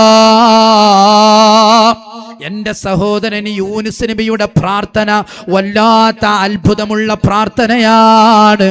അവ്വലുഹു തഹ്ലീൽ വഔസതുഹു തസ്ബീഹ് വആഖിറുഹു ഇഖ്റാറും ബിദംബി. എന്റെ സഹോദരനാകുന്ന യൂനുസിന്റെ ദുആ, യൂനുസ് നബിയുടെ ആ പ്രാർത്ഥനയുടെ ദുആഇന്റെ തുടക്കം തഹ്ലീലാണ്, അതിന്റെ ഔസത്ത് തസ്ബീഹാണ്, അതിന്റെ ആഖിർ ഇഖ്റാറും ബിദംബാൻ. വല്ലാത്ത ബർക്കത്തുള്ള ദുആആണ്. മുത്തുനബി സല്ലല്ലാഹു അലൈഹി വസല്ലമ തങ്ങൾ പറഞ്ഞു, മൻ ദആ ബിഹി മഹ്മൂമുൻ വലാ മഗ്മൂമുൻ വലാ മദിയൂനുൽ വലാ മജ്നൂനുൽ ഫീ യൗമിൻ 3 മർറാത്ത് ഇല്ലാ സ്തുജീബ ലഹു. ലാ ഇലാഹ ഇല്ലാ അൻത സുബ്ഹാനക ഇന്നി കുന്തു മിനൽ ളാലിമീൻ എന്ന യൂനുസ് നബിന്റെ പ്രാർത്ഥന പ്രസവ വേദനയുള്ള ഉമ്മമാർ അധികരിപ്പിച്ചാൽ ജനിക്കുന്ന കുട്ടിയിൽ നല്ല ബർക്കത്തുണ്ടാകും, നല്ല ശുഭലക്ഷണമുണ്ടാകും. ഓ ഉമ്മമാരെ, ഓ സഹോദരിമാരെ, ഗർഭിണിയായാൽ പ്രത്യേകിച്ചും പ്രസവ സമയം അടുത്താൽ അടുത്തുള്ള പെണ്ണുങ്ങൾ ആയത്തുൽ കുർസി ഓതാൻ മറക്കണ്ട. ഖുൽ അഊദു ബിറബ്ബിൽ ഫലക്കും ഖുൽ അഊദു ബിറബ്ബിൻ നാസും ഓതാൻ മറക്കണ്ട. സൂറത്തുൽ അഅറാഫിലെ 54-ാമത്തെ ആയത്ത് അതും പഠിച്ചു വെച്ചു. ദുആഉൽ കർബ് ലാ ഇലാഹ ഇല്ലല്ലാഹുൽ അലീമുൽ ഹലീം എന്ന ദുആഉൽ കർബ് ഓതാൻ മറക്കണ്ട. ദുആ യൂനുസ് നബി അലൈഹിസ്സലാമിന്റെ ദുആ ലാ ഇലാഹ ഇല്ലാ അൻത സുബ്ഹാനക ഇന്നി കുന്തു മിനൽ ളാലിമീൻ. ഇതും മറക്കണ്ട. അപ്പൊ ഒരു ഉമ്മ ഒരു സ്ത്രീ പ്രസവിക്കുമ്പോ ഇതൊക്കെ നമ്മൾ നിർവഹിച്ചാൽ പിന്നെ ആ കുട്ടി വളർന്നു വലുതായാൽ ആ കുട്ടി പള്ളിക്ക് പോകുന്ന കുട്ടിയാവും, ഉറപ്പാ. ആ കുട്ടി ഖുർആൻ ഓതും. ആ കുട്ടി തൊപ്പി ധരിച്ച് ഇപ്പൊ ഖുർആനൊക്കെ ഓതുന്ന അള്ളാഹു റസൂൽ ഇഷ്ടപ്പെട്ട രീതിയിൽ ആ കുട്ടി വളരും. കാരണം എന്ത്? ആ കുട്ടിയുടെ തറക്കല്ലിടല് തന്നെ ഖുർആനും ദിക്റും ദുആ ഒക്കെ അതൊക്കെ ഉപയോഗിച്ചിട്ടാണ്. ഇപ്പൊ ഇതൊന്നും ഇല്ലാത്തത് കൊണ്ടാണ്. ഇതൊന്നും ഇല്ല. എന്തെങ്കിലും 2 ദിക്റ് ചെല്ലും, എന്തൊക്കെ അങ്ങോട്ടും ഇങ്ങോട്ടും പറയും, സംസാരിക്കും, പിന്നെ അങ്ങ് പ്രസവിക്കും. അപ്പൊ ഞാൻ അതാ പറഞ്ഞത്, ആദ്യം തറക്കല്ലിടലൊന്ന് നന്നാക്കണം. ഇനി നിങ്ങൾ നോക്കുക, ഇനി പ്രസവിച്ച് കഴിഞ്ഞാലോ, സുബ്ഹാനല്ലാഹ്, പ്രസവിച്ചു കഴിഞ്ഞാൽ ആ കുട്ടിയുടെ ചെവിയിൽ, വലതു ചെവിയിൽ ബാങ്ക് വിളിക്കണം, ഇടത് ചെവിയിൽ ഇഖാമത്ത് കൊടുക്കണം. ഇത് സാധാരണ ചെയ്യാറുണ്ട്. വലതു ചെവിയിൽ ബാങ്ക് വിളിക്കണം. ബാങ്ക് പ്രസവിക്കപ്പെട്ട കുട്ടിയുടെ വലതു ചെവിയിൽ ബാങ്ക് വിളിച്ചാൽ ലം യദുർറുഹു ഉമ്മു സുബിയാൻ, ആ കുട്ടിക്ക് കൂടുതലും പിശാചുക്കളുടെ ശർറുകൾ ഉണ്ടാവൂല. വലതു ചെവിയിൽ ബാങ്ക് മാത്രമല്ല, ഖുൽ ഹുവല്ലാഹു അഹദ് സൂറത്തും പ്രസവിക്കപ്പെട്ട കുട്ടിയുടെ ചെവിയിൽ ഓതണമെന്ന് മുഹമ്മദുർ റസൂലുള്ളാഹി. അതൊന്ന് ശ്രദ്ധിക്കണം. പ്രസവിക്കപ്പെട്ട ഉടനെ ആ കുട്ടിയുടെ വലത് ചെവിയിൽ ഒന്ന് ബാങ്ക്, പിന്നൊന്ന് ഖുൽ ഹുവല്ലാഹു അഹദ്. കാരണം എന്താ? പ്രസവിക്കപ്പെട്ട ഉടനെ ആ കുട്ടിയുടെ ചെവിക്ക്, അതിന്റെ കേൾവിക്ക് ഭയങ്കര പവറാ. ആ കുട്ടിയുടെ ചെവിയിൽ ഒന്ന് കേൾപ്പിക്കണം, അല്ലാഹു ഒരുവനാണ്, അല്ലാഹു സമദാൻ, അല്ലാഹു അല്ലാത്ത ഒരു ഇലാഹും ഇല്ല. ഇത് ഈ കുട്ടിയുടെ ചെവിയിൽ അങ്ങ് തറക്കണം. അപ്പൊ നീ എന്തു വേണം? ഖുൽ ഹുവല്ലാഹു ഓതണം. പക്ഷേ ഓതാത്ത കുറവില്ല, ഓതുന്നു. പക്ഷെ ഓതുമ്പോ ആ ഓത്തിന് ചില പ്രശ്നങ്ങൾ വരുന്നുണ്ട്. അതാണ് നമ്മൾ പ്രത്യേകം ശ്രദ്ധിക്കേണ്ടത്. ബാങ്ക് കൊടുക്കണം എന്ന് പറഞ്ഞു, ഖുൽ ഹുവല്ലാഹു ഓതണം. അപ്പൊ ഖുൽ ഹുവല്ലാഹു ഓതുമ്പോ ഖുൽ ഹുവല്ലാഹു ഓതണമെന്ന് പറഞ്ഞു. ഖുൽ ഹുവല്ലാഹു ഓതിയാൽ ആ കുട്ടി വടക്കാവും. ഖുൽ ഹുവല്ലാഹു അങ്ങനെ കുറെ ആൾ ഓത്തുണ്ട് ഇപ്പൊ. ഖുൽ ഹുവല്ലാഹു നിങ്ങൾ ഒന്ന് ശ്രദ്ധിച്ചു. അപ്പോ വയല് കെട്ടിന് എന്ത്, ഹോസ്പിറ്റലിൽ കിടക്കുമ്പോൾ ചെറിയ കുട്ടിയുടെ കാതില്, അത് അവിടെയുള്ള പെണ്ണുങ്ങൾക്കും ബാങ്ക് കൊടുക്കുക, കുഴപ്പമൊന്നുമില്ല, ആണുങ്ങളാണ് നല്ലത്. ഇനി അവിടെയുള്ള ഒരു ഏതെങ്കിലും ഒരു മൊയിലാറിനാണോന്നില്ല, നാടനായാലും പ്രശ്നമല്ലാന്ന് കേട്ടിന്. അപ്പോ പ്രത്യേകം കുടുംബത്തിലുള്ള ഉസ്താമാരെയൊന്നും അവിടെ കരുതാണ്ട് ഒരു കാക്ക കുൽഹുവല്ലാഹു ഓതുമ്പോൾ എന്താവും? ചിലപ്പോ കുൽഹുവല്ലാഹു ഓതിയാലോ ഈ കുട്ടിക്ക് കൂടുതൽ ബുദ്ധിമുട്ടുണ്ടാക്കും. അപ്പൊ അത് പ്രത്യേകം ശ്രദ്ധിക്കണം. അപ്പൊ ഞാൻ എന്താ ഇപ്പൊ പറഞ്ഞേ? ഖുൽ ഹുവല്ലാഹു അഹദ്. പ്രസവിക്കപ്പെട്ട കുട്ടിയുടെ ചെവിയിൽ, വലത്തെ ചെവിയിൽ ബാങ്ക് കേൾപ്പിക്കണം. അതോടൊപ്പം ഖുൽ ഹുവല്ലാഹു അഹദ് ഓതണം. അതോടൊപ്പം മറ്റൊന്ന് പ്രധാനപ്പെട്ടത് മഹാന്മാർ പഠിപ്പിച്ചു, വഇന്നീ ഉഈദുഹാ ബിക വദുരിയതഹാ മിനശ് ശൈത്വാനിർ റജീം.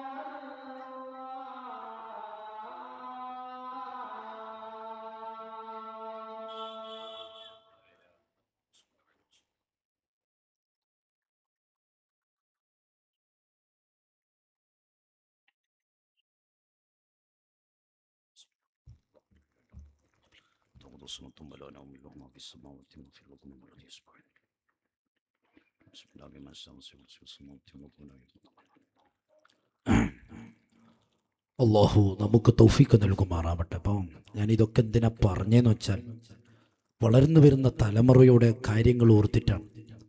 അവരെന്ത് ഉപദേശങ്ങൾ കേൾക്കാത്തത്? അവർക്ക് തലക്ക് കയറുന്നില്ല. അതൊക്കെ നമ്മൾ തുടക്കം മുതൽക്കേ ശ്രദ്ധിക്കാത്തത് കൊണ്ട് തന്നെയാണ്. അപ്പോ പ്രസവിക്കുമ്പോ, പ്രസവവേദന ഉണ്ടാകുമ്പോ, ഗർഭിണിയാകുമ്പോ ഞാൻ ഈ പറഞ്ഞ കാര്യങ്ങൾ പ്രത്യേകം ശ്രദ്ധിക്കണം. ഈ ദിക്റുകളൊക്കെ നിങ്ങൾ ചൊല്ലണം. അതിന്റെ പുറമെ പ്രസവിക്കപ്പെട്ട ഉടനെ നമ്മൾ പറഞ്ഞു, വലത്തെ ചെവിയിൽ ബാങ്ക് കേൾപ്പിക്കണം, ഖുൽ ഹുവല്ലാഹു അഹദ് സൂറത്ത് ഓതണം, ഇന്നി ഉഈദുഹാ ബിക വദുരിയതഹാ മിനശ് ശൈത്വാനിർ റജീം, ആൽ ഇംറാൻ സൂറത്തിലെ 36-ാമത്തെ ആയത്താ. അപ്പൊ അതൊക്കെ ഒന്ന് നോട്ട് ചെയ്ത് വെച്ചാൽ വളരെ എളുപ്പം. അത് ഓതണം. അതിന്റെ പുറമെ ഇന്നാ അൻസൽനാഹു സൂറത്ത് ഓതണം. അപ്പോൾ ഉള്ളൊന്ന് പ്രസവിച്ച് നമ്മളെ പുറത്തെ കൈക്ക് തന്നാൽ ആ സമയത്ത് ഇത് ഓതാന് ഒരു പ്രയാസവും ഇല്ല. ഇതൊക്കെ ആ കുട്ടിയുടെ ചെവിയിൽ ഊതാം. അടുത്ത ചെവിയിൽ ഇഖാമത്തും അതും കേൾപ്പിക്കണം. അങ്ങനെ നമ്മൾ ആ തുടക്കത്തിൽ തന്നെ ശ്രദ്ധിച്ചാൽ നമ്മളെ മക്കൾക്ക് വലിയ ബർക്കത്തുണ്ടാവും. ഇനി നിങ്ങൾ നോക്കൂ, മറ്റൊരു പ്രധാനപ്പെട്ട ഒരു കാര്യമുണ്ട്. നമുക്ക് ഒരു കുട്ടി ജനിച്ചാല് ജനിച്ച സന്തോഷം അത് നമ്മൾ പറയുമ്പോൾ അത് ശ്രദ്ധിക്കണം. ആദ്യം നമ്മൾ ആരോടാണോ പറയേണ്ടത്, ആദ്യം എനിക്ക് ഒരു കുട്ടി ജനിച്ചിട്ടുണ്ട് എന്നുള്ള ഒരു സന്തോഷം നമ്മൾ ആരോടാണോ പറഞ്ഞ, ആ പറഞ്ഞ ആൾക്ക് ഒരു ആശംസ ആയി ഒരു ദുആ സുന്നത്തുണ്ട്. അത് അറിയാത്ത ആളോട് പറഞ്ഞാൽ ആ ദുആ കിട്ടൂല. അപ്പൊ നമ്മൾ ആദ്യം ശ്രദ്ധിക്കുക, എൻ്റെ ഭാര്യ പ്രസവിച്ചാൽ ആ സന്തോഷം ആദ്യം ഞാൻ അറിയിക്കുന്ന ഒരു നല്ലൊരു ആലിമിനെ അറിയിക്കുക. അപ്പൊ ആ ആലിമ് ഈ ദുആ ചെയ്തു തരും.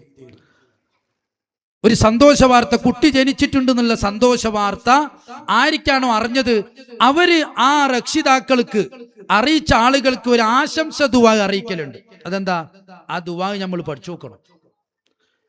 വല്ലാത്ത ബർക്കത്തുള്ള ദുആ ആണ്. അപ്പൊ എന്നോട് ഇപ്പൊ എൻ്റെ ഒരു സുഹൃത്ത് പറഞ്ഞു, ഉസ്താ എൻ്റെ ഭാര്യ പ്രസവിച്ചു ഉസ്താ, നിങ്ങൾ ദ്വാരക്കണം. അപ്പൊ ഞാൻ എന്താ പറയണ്ടേ? മാഷാ അല്ലാഹ് അങ്ങനൊക്കെ പറഞ്ഞ അവിടെ പിന്നെന്താ ഞാൻ കാര്യമായി ദ്വാരക്കേണ്ടത്? ബാറക്കല്ലാഹു ലക ഫിൽ മൗഹൂബി ലക വശകർതൽ വാഹിബ വബലഗ അശുദ്ദ വറുസിഖത ബിർറാ. നിന്റെ സുഹൃത്ത് നിന്നോട് ഒരു കുട്ടി ജനിച്ചിട്ടുണ്ടെന്നുള്ള സന്തോഷ വാർത്ത നിനക്ക് അറിയിച്ചാൽ, ആ സന്തോഷ വാർത്ത അറിയിച്ച രക്ഷിതാവിന് അല്ലെങ്കിൽ അറിയിച്ച ആളുകളോട് നീ അങ്ങോട്ട് ആശംസ അറിയിക്കേണ്ടത് എങ്ങനെയാണ്? ബാറക്കല്ലാഹു ഫിൽ മൗഹൂബി ലക, അല്ലാഹു തആല നിനക്ക് തന്ന ആ കുട്ടിയിൽ ധാരാളം ഖൈർ നൽകട്ടെ. അതുപോലെ തന്നെ വശകർതൽ വാഹിബ, അല്ലാഹു നിനക്ക് തന്ന ആ കുട്ടിയുണ്ടല്ലോ അത് വലിയ ഒരു അനുഗ്രഹമാണല്ലോ. നിന്നെ അല്ലാഹുവിന് നന്ദിയുള്ളവനാക്കട്ടെ.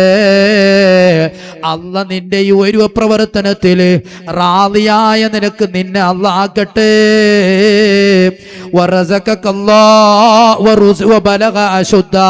അല്ല നിനക്ക് തന്ന കുട്ടിക്ക് നല്ല ആരോഗ്യം നൽകട്ടെ, യൗവനം നൽകട്ടെ, ദീർഘായുസ് നൽകട്ടെ.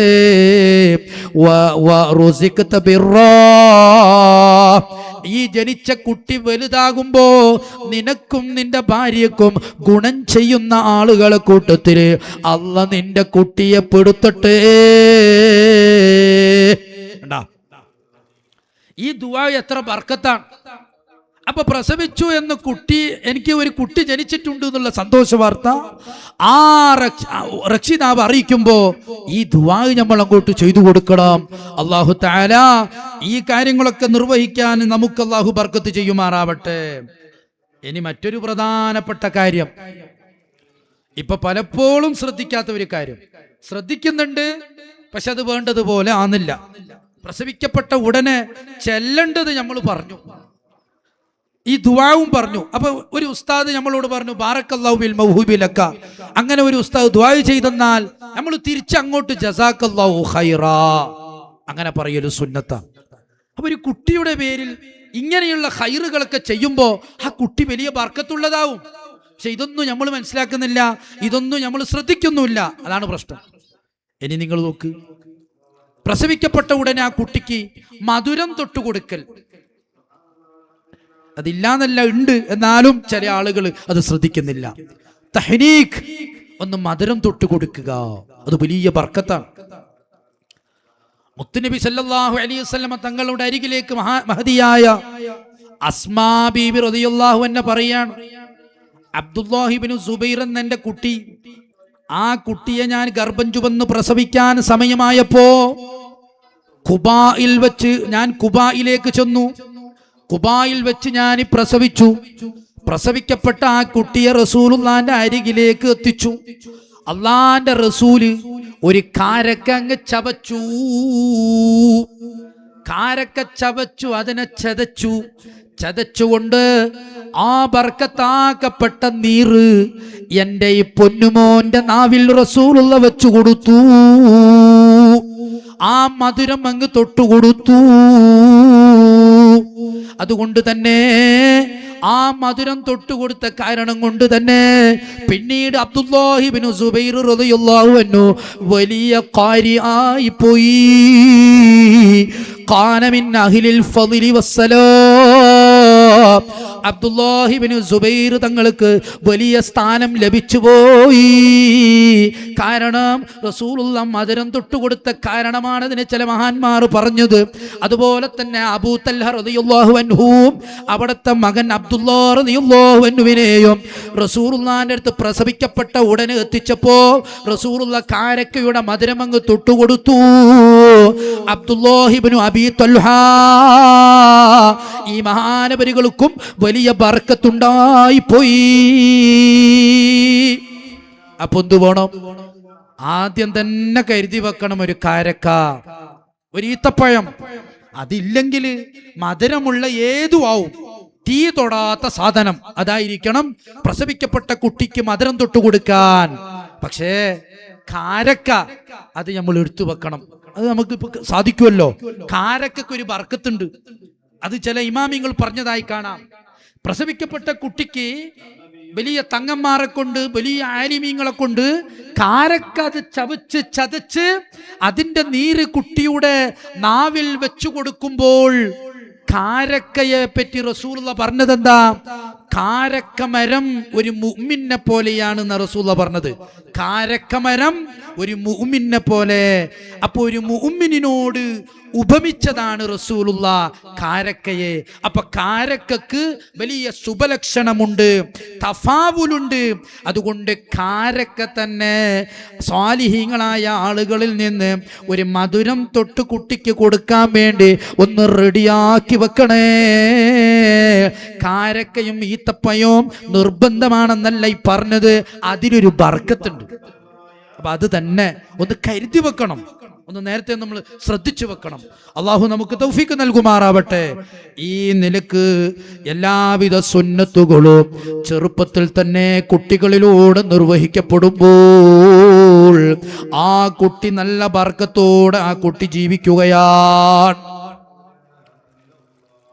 ഇനി നിങ്ങൾ നോക്ക്, കുട്ടിക്ക് പേരിടുമ്പോൾ പ്രസവിക്കപ്പെട്ട് 7-ാം ദിവസമാണ് പേരിടേണ്ടത്. ഇപ്പൊ ഹോസ്പിറ്റലിൽ പ്രസവിച്ചാൽ അവിടുന്ന് വരുമ്പോ തന്നെ നമുക്ക് പേര് കൊടുക്കേണ്ടി വരുന്നു. എന്നാലും ഒരു ചടങ്ങ്, ഒരു നല്ല സദ്യ ഒക്കെ ഉണ്ടാക്കി പ്രസവിച്ചതിന്റെ ആ ദിവസം മുതൽക്ക്, അല്ലെങ്കിൽ പ്രസവിച്ചത് മുതൽക്ക് 7-ാം ദിവസം ആ കുട്ടിക്ക് ഒരു പേരിടൽ ചടങ്ങ്, അതൊന്നും ഇപ്പൊ കാണൽ കുറവാണ്. അത് പ്രത്യേകം ഒരു ചടങ്ങ് പോലെ ആക്കി പേരിട്ട് ആ കുട്ടിക്ക് അഖീഖത്തിറക്കണം. ഹക്കീക്കത്തിറക്കണമെങ്കിൽ ഒരു ആട് വേണം. ആട്. ഈ വലിയ പാർട്ടിയും ബർത്ത്ഡേ സംരംഭമൊക്കെ നമ്മളാക്കാൻ എത്ര ചെലവുണ്ട്. മുന്നേ കരുതിയാൽ ഒരു ആട് വാങ്ങാൻ വലിയ പ്രയാസമൊന്നുമല്ല. ജീവിതത്തിൽ ഒരിക്കലേ നമ്മളെ മക്കൾക്ക് നമ്മൾ ഹക്കീക്കത്തിറക്കുള്ളൂ. അതൊക്കെ ഒന്ന് ശ്രദ്ധിച്ചാൽ എന്ത്, ഒരു ആട് വാങ്ങാൻ വലിയ പ്രയാസമൊന്നുമല്ല. അതിൻ്റെ അപ്പുറം നമ്മൾ എന്തൊക്കെ ചെലവാക്കുന്നുണ്ട്. ഇതൊക്കെ നമ്മളെ മക്കൾക്ക് വേണ്ടി നമ്മൾ ചെയ്യണം രക്ഷിതാക്കളെ. എൻ്റെ കുട്ടിക്ക് വേണ്ടി 7-ാം ദിവസം തന്നെ ഒരു ആട് ഞാൻ റെഡിയാക്കി വെക്കണം. അപ്പൊ പേര് ആദ്യം ഇടണം. പേരിടുമ്പോഴും ശ്രദ്ധിക്കണം.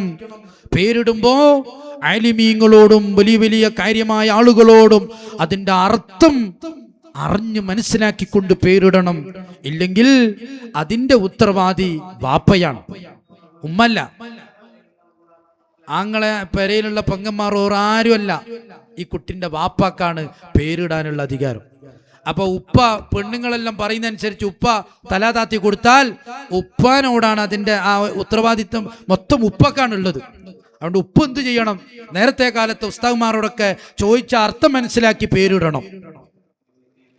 ചില പേരുകൾ റസൂലുള്ള മാറ്റിയിട്ടുണ്ട്. യസാർ,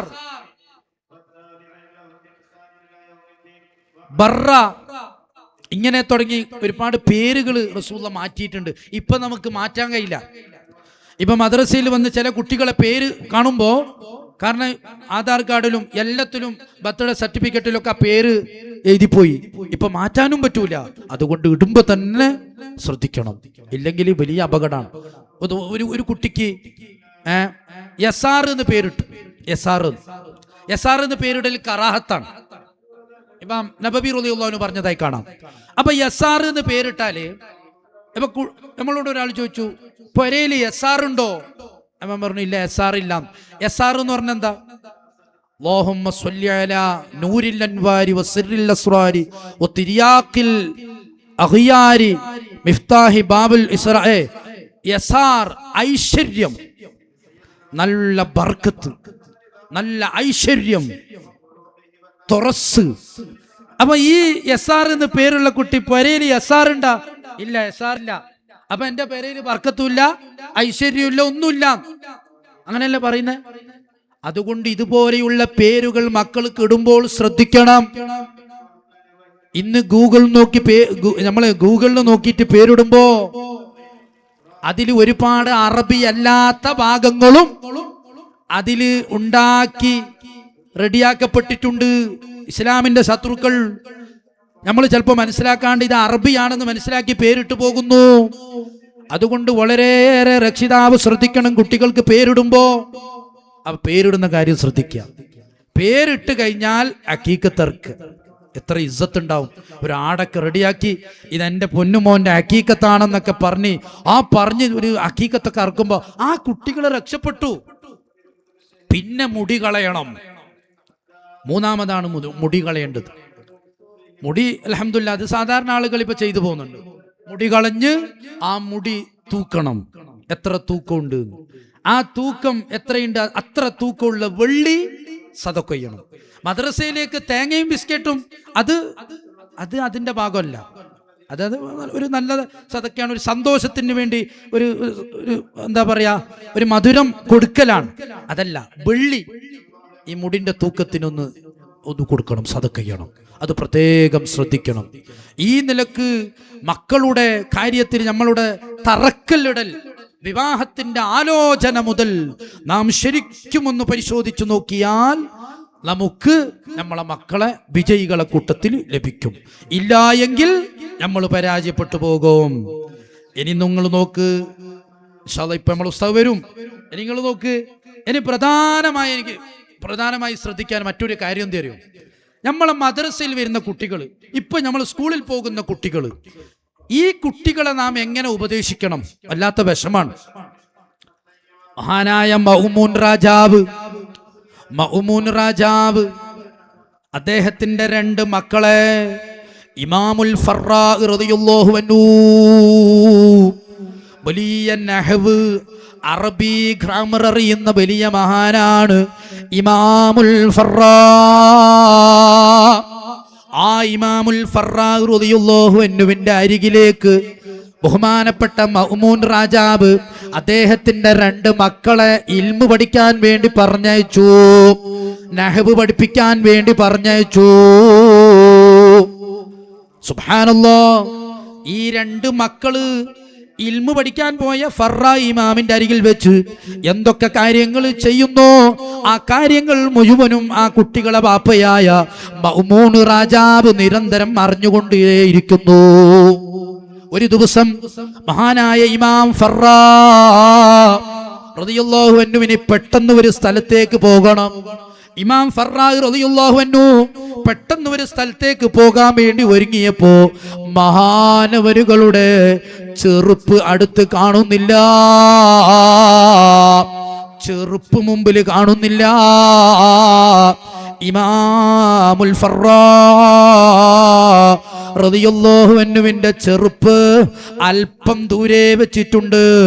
മഅ്മൂൻ രാജാവിന്റെ 2 മക്കള് ഓടി ചെന്നുകൊണ്ട് ആ 2 ചെറുപ്പും എടുത്ത് ഉസ്താദിന്റെ അരികിലേക്ക് കൊണ്ടുവരാൻ അവര് പരസ്പരം മത്സരിക്കുകയാണ്. പക്ഷേ ഒരു മോന് മറ്റേ മകനിക്ക് വിട്ടുകൊടുക്കുന്നില്ല. എൻ്റെ ഉസ്താദിന്റെ ചെറുപ്പ് ഞാൻ കൊണ്ടുപോയി കൊടുക്കും, മറ്റേ മകനും അനുവദിക്കുന്നില്ല. തഖാത്തല 2 മക്കളും ആരുടെ മക്കളാ? മഅ്മൂൻ രാജാവിന്റെ മക്കളാണ്. ഇമാമുൽ ഫർറ റളിയല്ലാഹു അൻഹുവിന് ചെറുപ്പ് കൊണ്ടുപോയി കൊടുക്കുന്ന വിഷയത്തിൽ 2 മക്കളും അടികൂടുകയാണ്. സുബ്ഹാനല്ലാഹ്. അങ്ങനെ ആ 2 മക്കളും പരസ്പരം അവരൊന്ന് സുൽഹാവുകയാണ്. എന്നാൽ ഉസ്താദിന്റെ ചെറുപ്പ്, ഒരു ചെറുപ്പ് നീ കൊണ്ടുപോ, മറ്റൊരു ചെറുപ്പ് ഞാൻ കൊണ്ടുപോകാം. അങ്ങനെ ഒരു സുൽഹിലൂടെ ഈ 2 മക്കളും ഓരോ ചെറുപ്പെടുത്തുകൊണ്ട് ഉസ്താദായ ഇമാമുൽ ഫർറ റളിയല്ലാഹു അൻഹുവിന്റെ അരികിലേക്ക് കൊണ്ടുപോയി കൊടുത്തു. ഇതാര് മനസ്സിലാക്കി? ഇത് മഅ്മൂൻ രാജാവ് ഈ സംഭവം മനസ്സിലാക്കി. മഅ്മൂൻ രാജാവ് പറഞ്ഞു, മഅ്മൂൻ രാജാവ് സുബ്ഹാനല്ലാഹ് ഉടനെ തന്നെ ബഹുമാനപ്പെട്ട ഇമാമുൽ ഫർറ മക്കളെ പഠിപ്പിക്കുന്ന ഉസ്താദിന്റെ അരികിലേക്ക് മഅ്മൂൻ രാജാവ് വരികയാണ്. നിസ്കാരം തുടങ്ങിയിട്ടുണ്ട്. അപ്പൊ സ്ത്രീകൾ ഉള്ളത് കൊണ്ട് ഓൺലൈൻ പരിപാടി ആയതുകൊണ്ട് കഴിഞ്ഞ പരിപാടിയിൽ ഉണർത്തിയതുപോലെ ഇപ്പം ഇടയിൽ നിർത്തിയാൽ അത് അങ്ങോട്ടും ഇങ്ങോട്ടും തകരാറായി പോകും ഇൻഷാ അല്ലാഹ്. അപ്പോ ഞാൻ പറഞ്ഞു കൊണ്ടുവന്നത്, മഅ്മൂൻ രാജാവ് മക്കളെ പഠിപ്പിക്കുന്ന ഉസ്താദിന്റെ അരികിലേക്ക് പോയിട്ട് പറഞ്ഞു, നിങ്ങളിപ്പോ എന്ത് പണിയാ എടുത്തത്? അപ്പൊ ബഹുമാനപ്പെട്ട ഫർറ ഉസ്താദ് പറഞ്ഞു, ഞാൻ വേണ്ടാന്ന് വെച്ചതാ, പക്ഷെ ഈ മക്കള് നല്ല കാര്യത്തിൽ ഏർപ്പെടുമ്പോ ഞാൻ അതെങ്ങനെയാണ് എതിർക്കുക? ആ സമയത്ത് ഓ പ്രിയപ്പെട്ട മുഅ്മിനീങ്ങളെ, ഇമാമുൽ ഫർറ റളിയല്ലാഹു അൻഹു, ഫർറ ഇമാം ആ സമയത്ത് ബഹുമാനപ്പെട്ട മഅ്മൂൻ രാജാവ് ഫർറ ഇമാമിനോട് പറയാണ്, നിങ്ങൾ ആ ചെയ്തതാണ് ശരി. എൻ്റെ 2 മക്കൾക്ക് അദബ് പഠിപ്പിക്കാൻ വേണ്ടി ആ 2 മക്കളെ ചെറുപ്പ് നിങ്ങൾ അരികിലേക്ക് കൊണ്ടുവരാൻ ഖിദ്മത്ത് ചെയ്യിപ്പിച്ച ആ ഒരു തഅദീബ് അത് വല്ലാത്ത ഇഷ്ടപ്പെട്ടു പോയി. നിങ്ങൾ അങ്ങനെ തഅദീബ് പഠിപ്പിച്ചില്ലായിരുന്നുവെങ്കിൽ നിങ്ങളെ ഞാൻ കുറവാക്കുമായിരുന്നു. അതുകൊണ്ട് എൻ്റെ മക്കളെ പഠിപ്പിക്കുന്ന ഉസ്താദ് ചെരുപ്പ് എടുപ്പിച്ച് ഖിദ്മത്ത് ചെയ്യിപ്പിച്ചത് കൊണ്ട് ഇതാ എൻ്റെ 2 മക്കൾക്ക് ഞാൻ നല്ല സമ്മാനം കൊടുക്കുകയാണ്. ആ മക്കളെ ഉസ്താദിനും ഞാൻ സമ്മാനം കൊടുക്കുകയാണ്. സുബ്ഹാനല്ലാഹ്. കണ്ടാ നമ്മളെ അവസ്ഥ എന്താ? നമ്മളെ എല്ലാവരുടെയും അവസ്ഥയല്ല. നമ്മളിപ്പോ മദ്രസയിലേക്ക് വരുമ്പോ ഒരു കുട്ടിയെ കൊണ്ട് ഉസ്താദ് എന്തെങ്കിലും ഒരു പണിയെടുപ്പിക്കുന്ന കണ്ടു. ആര്? ഉപ്പ. അപ്പൊ ഉപ്പ ചോദിക്കും, ഓനെ ഞാൻ മദ്രസയിലേക്ക് പഠിക്കാനല്ല അയച്ച, ഓനെ ഇവിടെ ക്ലാസ് ചെയ്യാൻ അയച്ച, അല്ലെങ്കിൽ ഓനെ മറ്റേ പണിയൊക്കെ അയച്ചത്. ഈ ഉപ്പാന്റെ ഈ ചോദ്യം ഉണ്ടല്ലോ, പിന്നെ ആ കുട്ടി നന്നാവൂല. കാരണം എന്ത്? നമ്മളെ പൂർവീകർ അങ്ങനെയല്ല പഠിപ്പിച്ചത്. ഒരു മക്കൾ നന്നാവണമെങ്കിൽ ആ മക്കളെ പഠിപ്പിക്കുന്ന ഉസ്താദുമാരെ ഈ മക്കളെ മനസ്സിൽ നന്നോ ഈ അതബ് ഉസ്താദിനോടുള്ള ആദരവും ഗൗരവവും ഈ മക്കളെ മനസ്സിലുണ്ടാവണം. ഈ മക്കൾ ഉസ്താദിന് ഇങ്ങനെ ഖിദ്മത്ത് ചെയ്യുമ്പോ ആ കുട്ടികളെ മനസ്സ് നന്നാവുന്നു, ആ കുട്ടികളുടെ നടപടികൾ നന്നാവുന്നു. മഅ്മൂന് രാജാവായിട്ട് പോലും 2 മക്കള് ഇമാമുൽ ഫറാഖാകുന്ന ഉസ്താദിന് ചെറുപ്പെടുത്തു കൊടുത്ത് ഖിദ്മത്ത് ചെയ്തത് മഅ്മൂനായ രാജാവ് പ്രശംസിച്ചിട്ടുണ്ടെങ്കിൽ നമ്മളൊക്കെ ചിന്തിക്കേണ്ടത് മദ്രസയിൽ പഠിക്കുന്ന അല്ലെങ്കിൽ സ്കൂളിൽ പഠിക്കുന്ന എൻ്റെ മകൻ്റെ അധ്യാപകൻ എന്തെങ്കിലും ഒരു സേവനം എൻ്റെ മകനെ കൊണ്ട് ചെയ്യിപ്പിക്കുമ്പോൾ എനിക്ക് ദേഷ്യം വരാൻ പാടില്ല, ഞാൻ ചൂടാവാൻ പാടില്ല. ആ മകനോട് ഞാൻ പറഞ്ഞു കൊടുക്കണം, നീ ഇതാണ് ചെയ്യേണ്ടത്. നിന്നെ പഠിപ്പിക്കുന്ന നിന്റെ അധ്യാപകൻ എന്തെങ്കിലും ഒരു കാര്യം നിന്നോട് ആവശ്യപ്പെട്ടാൽ അധ്യാപകനുള്ള ഖിദ്മത്ത് സേവനം നീ ചെയ്യണം മോനെ. ഇതാണ് നമ്മൾക്ക് പൂർവികര് പഠിപ്പിച്ചത്. ഈ നിലക്ക് നമ്മളെ മക്കളെ നമ്മൾ വളർത്തുമ്പോ, ഈ നിലക്ക് നമ്മളെ മക്കളെ നമ്മൾ അദബ് പഠിപ്പിക്കുമ്പോ മക്കൾ രക്ഷപ്പെടും. അല്ല എങ്കിൽ ഇപ്പൊ ഇന്ന് ഉസ്താദിനെതിരെ തിരിഞ്ഞ മക്കൾ നാളെ വാപ്പാക്കെതിരെയും തിരിയും. അള്ളാഹു നമ്മളെ മക്കളെ കാത്തു സലാമത്താക്കി തിരുമാറാവട്ടെ. ഒരിക്കൽ ഹാറൂൺ റഷീദ് ആരാണ്? സുബ്ഹാനല്ലാഹ്, നിങ്ങൾ കേട്ടിട്ടുണ്ടാവും, വലിയ ഖലീഫയാണ് ഹാറൂൺ റഷീദ്. അദ്ദേഹത്തിന്റെ മകനെ ബഹുമാനപ്പെട്ട അസ്നവി ഇമാമിന്റെ അരികിലേക്ക് ഇൽമു പഠിക്കാൻ വേണ്ടിയിട്ട് പറഞ്ഞയച്ചു. ഖലീഫ ഹാറൂൺ റഷീദ് അദ്ദേഹത്തിന്റെ മകനെ അസ്മഈ റളിയല്ലാഹു അൻഹുവിന്റെ അരികിലേക്ക് ഇൽമു പഠിക്കാൻ വേണ്ടി പറഞ്ഞയച്ചു.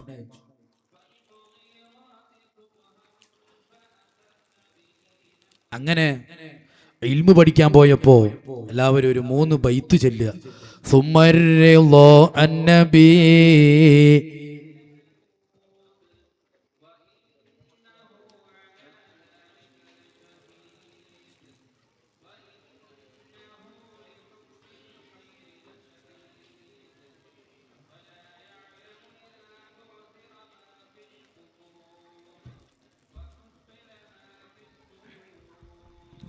مولاي صل وسلم دائما أبدا على حبيبك خير للخلق كلهم. ഹാറൂൺ റഷീദ്, ഖലീഫ ഹാറൂൺ റഷീദ് ബഹുമാനപ്പെട്ട അസ്മഈ റളിയല്ലാഹു അൻഹുവിന്റെ അരികിലേക്ക് മകനെ ഇൽമു പഠിക്കാൻ വേണ്ടി പറഞ്ഞയച്ചു. ആ ഹാറൂൺ റഷീദ് അസ്മഈ ഇമാമിന്റെ അരികിലേക്ക് മകനെ ഇൽമു പഠിക്കാൻ വേണ്ടി പറഞ്ഞയച്ചപ്പോൾ ഒരു ദിവസം സുബ്ഹാനല്ലാഹ് ബഹുമാനപ്പെട്ട അസ്മഈ റളിയല്ലാഹു അൻഹു വുളൂ ചെയ്യുകയാണ്. വുളൂ ചെയ്തുകൊണ്ടിരിക്കുന്ന സമയം ഖലീഫ ഹാറൂൺ റഷീദ് ഉസ്താദ് അസ്മഈ റളിയല്ലാഹു അൻഹുവിനെ കാണാൻ വേണ്ടി അവിടുത്തെ അരികിലേക്ക് ചെല്ലുകയാണ്. ഹാറൂൺ റഷീദിൻ ഉസ്താദായ അസ്മഈ റളിയല്ലാഹു അൻഹുവിന്റെ അരികിലേക്ക് അങ്ങ് ചെന്നപ്പോൾ ബഹുമാനപ്പെട്ട അസ്മഈ ഇമാം റളിയല്ലാഹു അൻഹു ഖലീഫ ഹാറൂൺ റഷീദിന്റെ മകനെ കൊണ്ട് അതാ വുളു എടുക്കുന്ന ബഹുമാനപ്പെട്ട അസ്മഈ റളിയല്ലാഹു അൻഹു ഒരു കൈയിലങ്ങ് വുളു ചെയ്യുമ്പോ ഒരു പാത്രത്തിൽ ഈ ഖലീഫ ഹാറൂൺ റഷീദിന്റെ മകനെ കൊണ്ട് വെള്ളമങ്ങ് ഒഴിപ്പിക്കുകയാണ്. അസ്മഈ ഇമാം ഖലീഫ ഹാറൂൺ റഷീദിന്റെ മകനെ കൊണ്ട് വുളു ചെയ്യാൻ വേണ്ടി വെള്ളമങ്ങ് ഒഴിപ്പിക്കുകയാണ്. ഈ അവസ്ഥ ബഹുമാനപ്പെട്ട ഖലീഫ ഹാറൂൺ റഷീദ് കാണുന്നു. അപ്പൊ ഒരു പാത്രത്തിൽ ഖലീഫയുടെ മകൻ വെള്ളം ഒഴിച്ചു കൊടുക്കുന്നു, മറ്റേ കൈ കൊണ്ട് ബഹുമാനപ്പെട്ടവരിങ്ങനെ വുളു കൊടുക്കുകയാണ്. ഇതങ്ങ് ബഹുമാനപ്പെട്ട ഖലീഫ ഹാറൂൻ റഷീദ് കണ്ടപ്പോ ബഹുമാനപ്പെട്ട അസ്മഈ റളിയല്ലാഹു അൻഹുവിനോട് പറഞ്ഞു, ഇന്നമാ ബഅസ്തു, എന്റെ മകനെ ഞാൻ നിങ്ങളെടുത്ത് അയച്ചത് ലിതുഅല്ലിമുഹു വലിതുഅദ്ദിബഹു, മകനിക്ക് നിങ്ങൾ അദബ് പഠിപ്പിക്കാൻ വേണ്ടിയാണ്, മകനിക്ക് നിങ്ങൾ ഇൽമു പഠിപ്പിക്കാൻ വേണ്ടിയാണ്. എന്നിട്ടെന്താ ഹാറൂൻ റഷീദ് ചോദിച്ചത്? അങ്ങനെ പറ്റൂല, നിങ്ങളിപ്പോ എന്റെ മകനെ കൊണ്ട് ഒരു കയ്യിൽ നിങ്ങൾക്ക് വെള്ളം ഒഴിപ്പിക്കുക മാത്രമാണ് ചെയ്തത്, എന്റെ മകന്റെ മറ്റേ കൈ കൊണ്ട് നിങ്ങളെ കാല് കഴിപ്പിക്കണം, കാല് കഴുകാൻ വേണ്ടി എന്റെ മകനോട് പറയണം.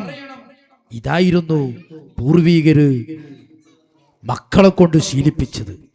ഏത് രക്ഷിതാവ് പറയും? പഠിപ്പിക്കുന്ന ഒരു അധ്യാപകന് സേവനം ചെയ്യുമ്പോ ദേഷ്യം വരാൻ പാടില്ല. അപ്പൊ അത് പ്രത്യേകം ശ്രദ്ധിക്കുക. ഞാൻ ഇതെന്തിനു പറഞ്ഞു? നമ്മളെ മക്കള് രക്ഷപ്പെടാൻ വേണ്ടിയിട്ടാണ്.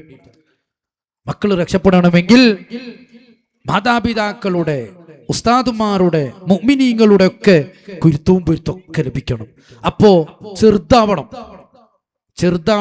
ആളെത്ര വലുതായാലും ഭരണാധികാരിയായ ഹാറൂൻ റഷീദിന്റെ, മഅ്മുൻ രാജാവിന്റെ മക്കള് പോലും പഠിപ്പിക്കുന്ന അധ്യാപകന്റെ മുമ്പിൽ ചെറുതാണ്. അതുകൊണ്ട് നമ്മൾ ആ കാര്യം പ്രത്യേകം ശ്രദ്ധിക്കണം. എപ്പോഴും പഠിപ്പിക്കുന്ന ഉസ്താദുമാർ, മാഷന്മാർ, ടീച്ചർമാർ, അവരെയും നമ്മൾ എന്താക്കാൻ പാടില്ല, മക്കളെ മുമ്പിൽ വെച്ച് ചെറുതാക്കാൻ പാടില്ല. ഇമാം ഷാഫി റളിയല്ലാഹു അൻഹു ഒരു ദിവസം ഇങ്ങനെ എണീറ്റ് നിൽക്കുകയാണ്. അപ്പൊ കൂടെയുള്ളവർ ചോദിച്ചു, ഒരു അമുസ്ലിമായ ഒരു സാധാരണ ഒരാൾ നടന്നു പോകുമ്പോൾ നിങ്ങൾ എന്തിനാ എണീച്ചു നിന്നത്? അപ്പൊ പറഞ്ഞു, എനിക്ക് മുമ്പ് ചെറിയ ഒരു ഇൽമു പഠിപ്പിച്ചു തന്ന ഒരു അധ്യാപകനാണ്, മുസ്ലിം അല്ലെങ്കിലും. കണ്ടോ, ഇമാം ഷാഫി റളിയല്ലാഹു അൻഹു ബഹുമാനിച്ചു. അപ്പൊ പഠിപ്പിക്കുന്ന അധ്യാപകനെ ബഹുമാനിക്കണം. അത് ഉസ്താദായാലും മാഷായാലും ടീച്ചറായാലും ആ ഗൗരവം മക്കളിൽ ഉണ്ടെങ്കിലേ മക്കൾ നന്നാവുകയുള്ളൂ. അള്ളാഹു നമ്മളെ മക്കളെ നന്നാക്കി തരുമാറാവട്ടെ.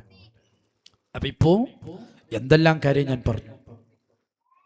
ഇന്നത്തെ നിക്കാഹിലൂടെ ഉണ്ടാകുന്ന ഷർറുകൾ, ആദ്യത്തെ തറയിടൽ, വിവാഹ ആലോചന മുതൽക്ക് നിക്കാഹ് അങ്ങനെ തുടങ്ങി ഗർഭം ധരിച്ച ഉമ്മമാർ ശ്രദ്ധിക്കേണ്ട കാര്യം, ഗർഭം ധരിച്ചപ്പോൾ ഓതേണ്ട സൂറത്തുകൾ, ഗർഭിണിയായ പെണ്ണ് പ്രസവിക്കുമ്പോൾ ഓതേണ്ട ആയത്തുകൾ, ദുആകൾ, ദിക്റുകൾ, പ്രസവിക്കപ്പെട്ട ഉടനെ കുട്ടിയുടെ ചെവിയിൽ ഓതേണ്ട സൂറത്ത്, ദിക്റ്, ഈ കാര്യങ്ങളൊക്കെ നാം ശ്രദ്ധിച്ച് വളരെ ഗൗരവത്തോടെ നമ്മളെ മക്കളെ മുന്നോട്ട് കൊണ്ടുപോകാൻ നോക്കണം. അല്ലാഹു നമുക്ക് തൗഫീക്ക് നൽകുമാറാവട്ടെ. അല്ല എങ്കിൽ ബാപ്പ എത്ര നിസ്കരിക്കുന്ന ആളായാലും, ഉമ്മ എത്ര ഖുർആൻ ഓതുന്ന ഉമ്മയായാലും ഖബറിൽ ഒരിക്കലും നമുക്ക് രക്ഷ ലഭിക്കുകയില്ല.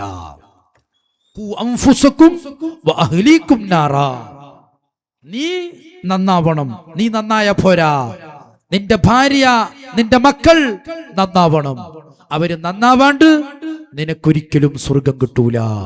അപ്പോ ബാപ്പ 5 വക്ത് നിസ്കരിക്കുന്നു, ബാപ്പ ഖുർആൻ ഓതുന്നു, നോമ്പോക്കുന്നു, ഉമ്മ 5 വക്ത് നിസ്കരിക്കുന്നു, ഉമ്മ ഖുർആൻ ഓതുന്നു, അതിൽ ഒരു കാര്യവും ഇല്ല.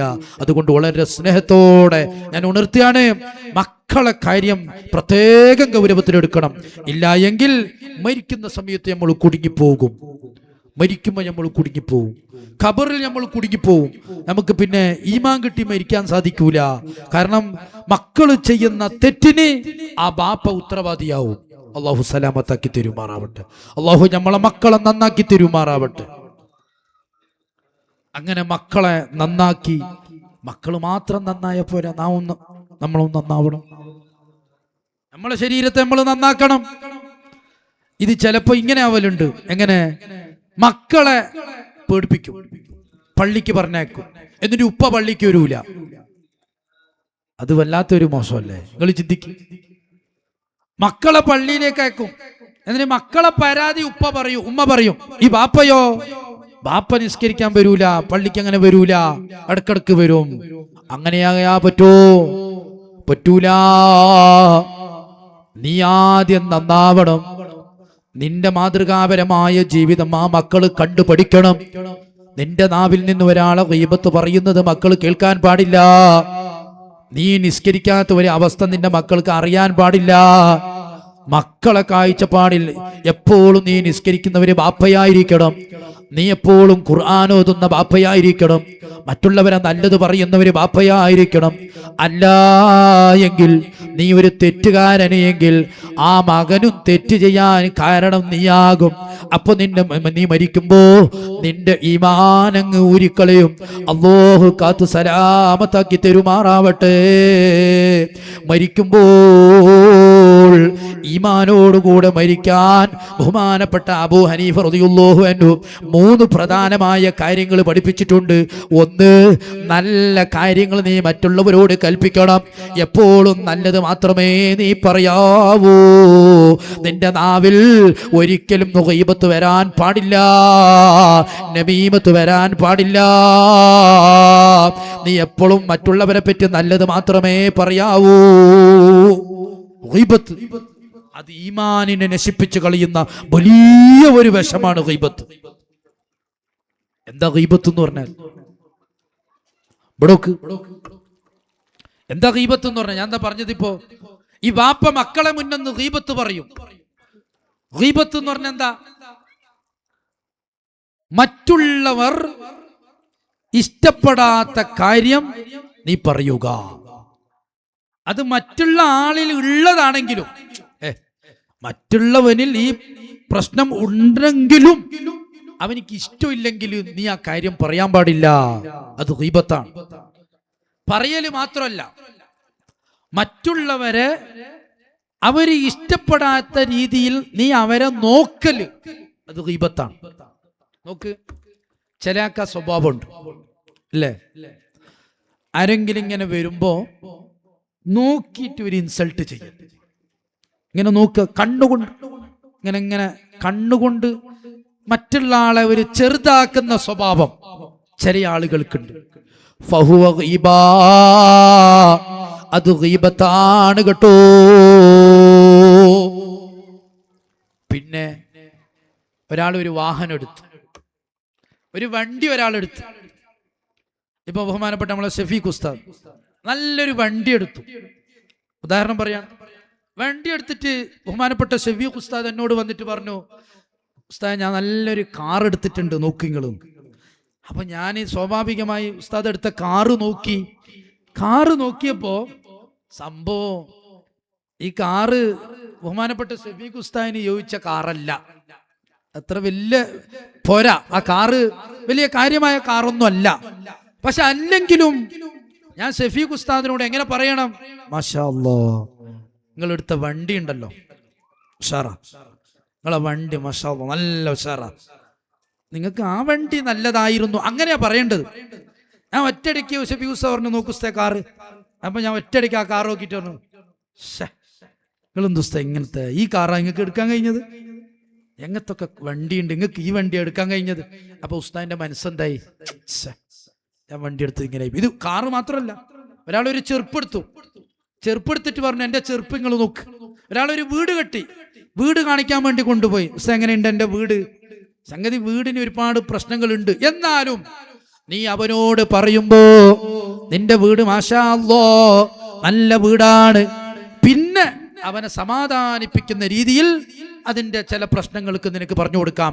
അല്ലെങ്കിൽ ആ വീടിന് പ്രശ്നം ഉണ്ടെങ്കിലും, അവനെടുത്ത വാഹനത്തിന് പ്രശ്നമുണ്ടെങ്കിലും, അവനെടുത്ത ചെറുപ്പിന് പ്രശ്നമുണ്ടെങ്കിലും, നീ ഒറ്റടിക്ക് അവനോട് നിന്റെ ചെറുപ്പ് ശരിയില്ല, ഈ ചെറുപ്പ് നല്ലതല്ല, ഈ വാഹനം ഇത് ഇപ്പൊ എടുക്കണ്ടായിരുന്നു, ഈ വീട് ഇതിപ്പോ നല്ലതല്ല, ഈ വീടല്ല അങ്ങനത്തെ വീടായിരുന്നു നല്ലത് എന്ന് നീ പറഞ്ഞു പോയാൽ ഫഹുവ ഗീബാ, അത് ഗീബത്താണ് കേട്ടോ, അത് പരദൂഷണമാണ് കേട്ടോ. അപ്പൊ ഞാനിപ്പോ എന്തൊക്കെ പറഞ്ഞു? നീ മറ്റുള്ള ആളെ പറ്റി അയാൾ ഇഷ്ടപ്പെടാത്ത കാര്യങ്ങൾ പറയൽ മാത്രമല്ല ഗീബത്ത്, മറ്റുള്ള ആളെ ചെറുതാക്കുന്ന രീതിയിൽ നീ അയാളെ ഒന്ന് നോക്കിയാൽ, നിന്റെ നോട്ടം കൊണ്ട് അയാൾക്ക് പൊരുത്തമില്ലെങ്കിൽ, നിന്റെ ഇൻസൾട്ടാക്കുന്ന നോട്ടം അയാൾക്ക് അനുഭവിച്ചിട്ടുണ്ടെങ്കിൽ, നളുറുക മിനൽ ഗീബാ, ഇമാം സുയൂത്തി. ഇനി ചില ആളുകൾക്ക് ചില സ്വഭാവമുണ്ട്, തൊണ്ട അനക്കി കൊണ്ട് ഇൻസൾട്ട് ചെയ്യലുണ്ട്. അല്ലെ? വൈലുല്ലിക്കുല്ലി ഹുമസത്തിൽ ലുമസ. വൈലെന്ന നരകം ആർക്കുള്ളതാ? ലിക്കുല്ലി ഹുമസ, ഹുമസക്കാർക്കുള്ളതാണ്, ലുമസക്കാർക്കുള്ളതാണ്. അതിലതാ പറഞ്ഞത്. അങ്ങനെ ചില ആളുകളുണ്ട് അല്ലേ, ഒന്നിങ്ങനെ നടന്നു പോകുമ്പോ അതാ പോന്ന്, മോനെ നീ ഇങ്ങനെ തൊണ്ടയിൽ ഒച്ചയുണ്ടാക്കിക്കൊണ്ട് ഒരാളെയും നീ കുറവാക്കാൻ നിൽക്കണ്ടോ? ഫഹുവ ഗീബാ, നിന്റെ തൊണ്ടയനക്കൽ കൊണ്ട് നീ മറ്റുള്ളവരെ ഇൻസൾട്ട് ചെയ്യുന്നുവെങ്കിൽ, നീ മറ്റുള്ളവരെ കുറവാക്കുന്നുവെങ്കിൽ ഫഹുവ മിനൽ ഗീബാ, അത് ഗീബത്തിൽ പെട്ടതാണ് കേട്ടോ. അപ്പൊ തൊണ്ടയനക്കൽ ഗീബത്താണ്. കണ്ണുകൊണ്ട് ഒരു ഇൻസൾട്ട് ചെയ്യൽ അത് ഗീബത്താണ്. നീ അവനിക്ക് ഇഷ്ടമില്ലാത്ത രീതിയിൽ അവന്റെ വീടിനെ ആക്ഷേപിക്കൽ ഗീബത്താണ്. അവന്റെ ചെറുപ്പിനെ കുറവാക്കൽ ഗീബത്താണ്. അവന്റെ മക്കളെ കുറവാക്കല്, അവന്റെ ഭാര്യയെ കുറവാക്കൽ, ഇതൊക്കെ മിനൽ ഗീബാ. ഇനി ചില ആളുകൾക്കുണ്ട് നടന്നിട്ട് ഇൻസൾട്ട് ആക്കി. എല്ലായിടത്തും ഉണ്ട് എന്നല്ല, അങ്ങനെയുള്ള ആളുകളുണ്ട്. ചില ആളുകൾക്ക് എന്തെങ്കിലും ഒരു നടത്തത്ത് കുറവുണ്ടെങ്കിൽ അയാളെ മുമ്പൊന്ന് അയാളെ നടത്തത്തോട് യോജിച്ചുകൊണ്ട് ഇയാൾ ഒരു നടക്കി അയാളെ ഒരു ഇൻസൾട്ട് ആക്കുക. മോനെ മറ്റുള്ളവർക്ക് ഇഷ്ടപ്പെടാത്ത രീതിയിൽ നീ അങ്ങനെ നടക്കുന്നുവെങ്കിൽ മശിയുക മിനൽ ഗീബാ, നിന്റെ നടത്തം ഗീബത്താണ് കേട്ടോ. ഈ നിലക്ക് നടക്കുമ്പോൾ നീ മറ്റുള്ളവരെ വിഷമിപ്പിച്ചാൽ, നോട്ടത്തിൽ നീ മറ്റുള്ളവരെ വിഷമിപ്പിച്ചാൽ, അതേ തൊണ്ടനക്കിക്കൊണ്ട് നീ മറ്റുള്ളവരെ വിഷമിപ്പിച്ചാൽ മരിക്കുന്ന സമയത്ത് ഈമാനില്ലാതെ മരിച്ചു പോകുന്നതാണ്. ബഹുമാനപ്പെട്ട ഇമാം അബൂ ഹനീഫ നിങ്ങൾ കേട്ടിട്ടില്ലേ? ബഹുമാനപ്പെട്ട അബൂ യസീദുൽ ബിസ്താമി റളിയല്ലാഹു അൻഹു വലിയ മഹാനാണ്. ആ അബൂ യസീദുൽ ബിസ്താമി റളിയല്ലാഹു അൻഹു, അബൂ യസീദ് റളിയല്ലാഹു അൻഹു മരിക്കുന്ന സമയത്ത് സുബ്ഹാനല്ലാഹ് വല്ലാത്ത വിഷമത്തിലാണ്. ശിഷ്യന്മാർ മുഴുവനും അബൂ യസീദ് റളിയല്ലാഹു അൻഹുവിന്റെ മുമ്പിലാണ്. കുടുംബക്കാർ അബൂ യസീദ് റളിയല്ലാഹു അൻഹുവിന്റെ മുമ്പിലാണ്. അബൂ യസീദ് റളിയല്ലാഹു അൻഹു സക്കറാത്തിലാണ് കേട്ടോ. സക്കറാത്തിലുള്ള അബൂ യസീദ് റളിയല്ലാഹു അൻഹുവിനോട് അടുത്തുള്ള കുടുംബക്കാർ ശിഷ്യന്മാർ പറഞ്ഞു കൊടുക്കുന്നു, യാ ഉസ്താദ് ലാ ഇലാഹ ഇല്ലല്ലാഹ്. സക്രാത്തിലുള്ള അബൂ യസീദ് റളിയല്ലാഹുവിനോട് പറഞ്ഞു കൊടുക്കുകയാണ്, ലാ ഇലാഹ ഇല്ലല്ലാഹ്, ലാ ഇലാഹ ഇല്ലല്ലാഹ് ചൊല്ലൂ. മരിക്കുമ്പോ ലാ ഇലാഹ ഇല്ലല്ലാഹ് അങ്ങനെ ചെല്ലാൻ പറ്റൂ, നീ ചെല്ലു എന്ന് പറയാൻ പാടില്ല. അപ്പോ അബൂ യസീദ് റളിയല്ലാഹു അൻഹുവിനോട് പറയാണ്, ലാ ഇലാഹ ഇല്ലല്ലാഹ്. ആ സമയത്ത് ബഹുമാനപ്പെട്ട അബൂ യസീദ് റളിയല്ലാഹു അൻഹു അവിടുന്ന് പറയുന്നു, ലാ അഖൂൽ, ഞാൻ പറയൂല. വീണ്ടും അതാ ശിഷ്യന്മാർ അടുത്ത് വന്ന് പറയുന്നു, യാ അബാ യസീദ്, യാ ഉസ്താദ് ലാ ഇലാഹ ഇല്ലല്ലാഹ്, നിങ്ങൾ ലാ ഇലാഹ ഇല്ലല്ലാഹ് എന്ന് ചൊല്ലൂ എന്ന് പറഞ്ഞിട്ടില്ലെങ്കിലും അടുത്തുള്ളവരെ ലാ ഇലാഹ ഇല്ലല്ലാഹ് എന്ന് പറഞ്ഞു കൊടുക്കുമ്പോ ബഹുമാനപ്പെട്ട അബൂ യസീദ് റളിയല്ലാഹു അൻഹു അവിടുന്ന് കുടുംബക്കാരോട് പറയുന്നു, ശിഷ്യന്മാരോട് പറയുന്നു, ലാ അഖൂൽ, ഞാൻ പറയൂല. വലിയ മഹാനാണ് ആ അബൂ യസീദ് റളിയല്ലാഹു അൻഹു. മരിക്കുമ്പോൾ ലാ ഇലാഹ ഇല്ലല്ലാഹ് എന്ന് അവിടുന്ന് ചൊല്ലിക്കൊടുക്കുമ്പോ ചൊല്ലുന്നില്ല. മൂന്നാമത്തെ പ്രാവശ്യം അങ്ങ് അടുത്തേക്ക് വന്ന് ശിഷ്യന്മാർ ലാ ഇലാഹ ഇല്ലല്ലാഹ് ചൊല്ലിക്കൊടുക്കുമ്പോ അവിടുന്ന് മുഖം തിരിച്ചു കളഞ്ഞു, ചൂടായി. ലാ ഇലാഹ ഇല്ലല്ലാഹ് എന്ന് ചൊല്ലുന്നില്ല. ശിഷ്യന്മാർ കരയാൻ തുടങ്ങി, കുടുംബക്കാർ വിഷമത്തിലായി. വലിയ മഹാനാണ് അബൂ യസീദ് തങ്ങള്, പക്ഷേ ലാ ഇലാഹ ഇല്ലല്ലാഹ് ചൊല്ലുന്നില്ല. ആ അബൂ യസീദ് തങ്ങൾ കുറഞ്ഞ സമയം കഴിഞ്ഞതിന് ശേഷം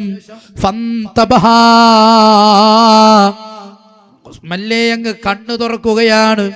എന്നിട്ട് മുമ്പിലുള്ള ആളുകളോട് ചോദിക്കുകയാണ്, ഹൽ ഖുൽതും ലീ ശൈആ, എന്നോട് നിങ്ങൾ എന്തെങ്കിലും പറഞ്ഞിരുന്നോ? അപ്പോൾ അവിടെയുള്ള ശിഷ്യന്മാർ പറഞ്ഞു, കുടുംബക്കാർ പറഞ്ഞു, നിങ്ങൾ ആ വിഷമത്തിലുള്ള സമയം ലാ ഇലാഹ ഇല്ലല്ലാഹ് എന്ന ദിക്ർ ഞങ്ങൾ ചൊല്ലി തന്നിരുന്നു, പക്ഷേ നിങ്ങൾ ആ ദിക്ർ ചൊല്ലിയിട്ടില്ല.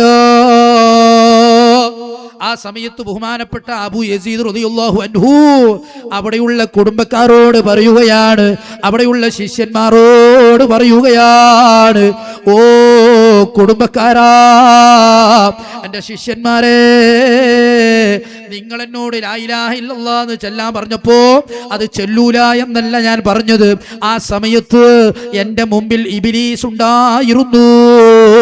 വഫീ യദിഹി കദുഹും മിനൽ മാ, ഇബ്ലീസിന്റെ കയ്യിൽ ഒരു പാത്രമുണ്ടായിരുന്നു, വെള്ളത്തിന്റെ പാത്രം. ആ വെള്ളത്തിന്റെ പാത്രം എൻ്റെ മുമ്പിലേക്ക് വന്നുകൊണ്ട് ഈ വെള്ളപ്പാത്രം കുലുക്കിക്കൊണ്ട് എന്നോട് ഇബ്ലീസ് പറയുകയാണ്, യാ അബാ യസീദ് അത്തഹ്താജു ഇലൽ മാ, വെള്ളം വേണോ അബൂ യസീദേ? ഞാൻ പറഞ്ഞു വെള്ളം വേണം, കാരണം സക്കറാത്തിലുള്ള സമയം ഒരു സമുദ്രത്തിലെ വെള്ളം മുഴുവനും കുടിച്ചു തീർത്താലും ദാഹം തീർന്നു കിട്ടൂല.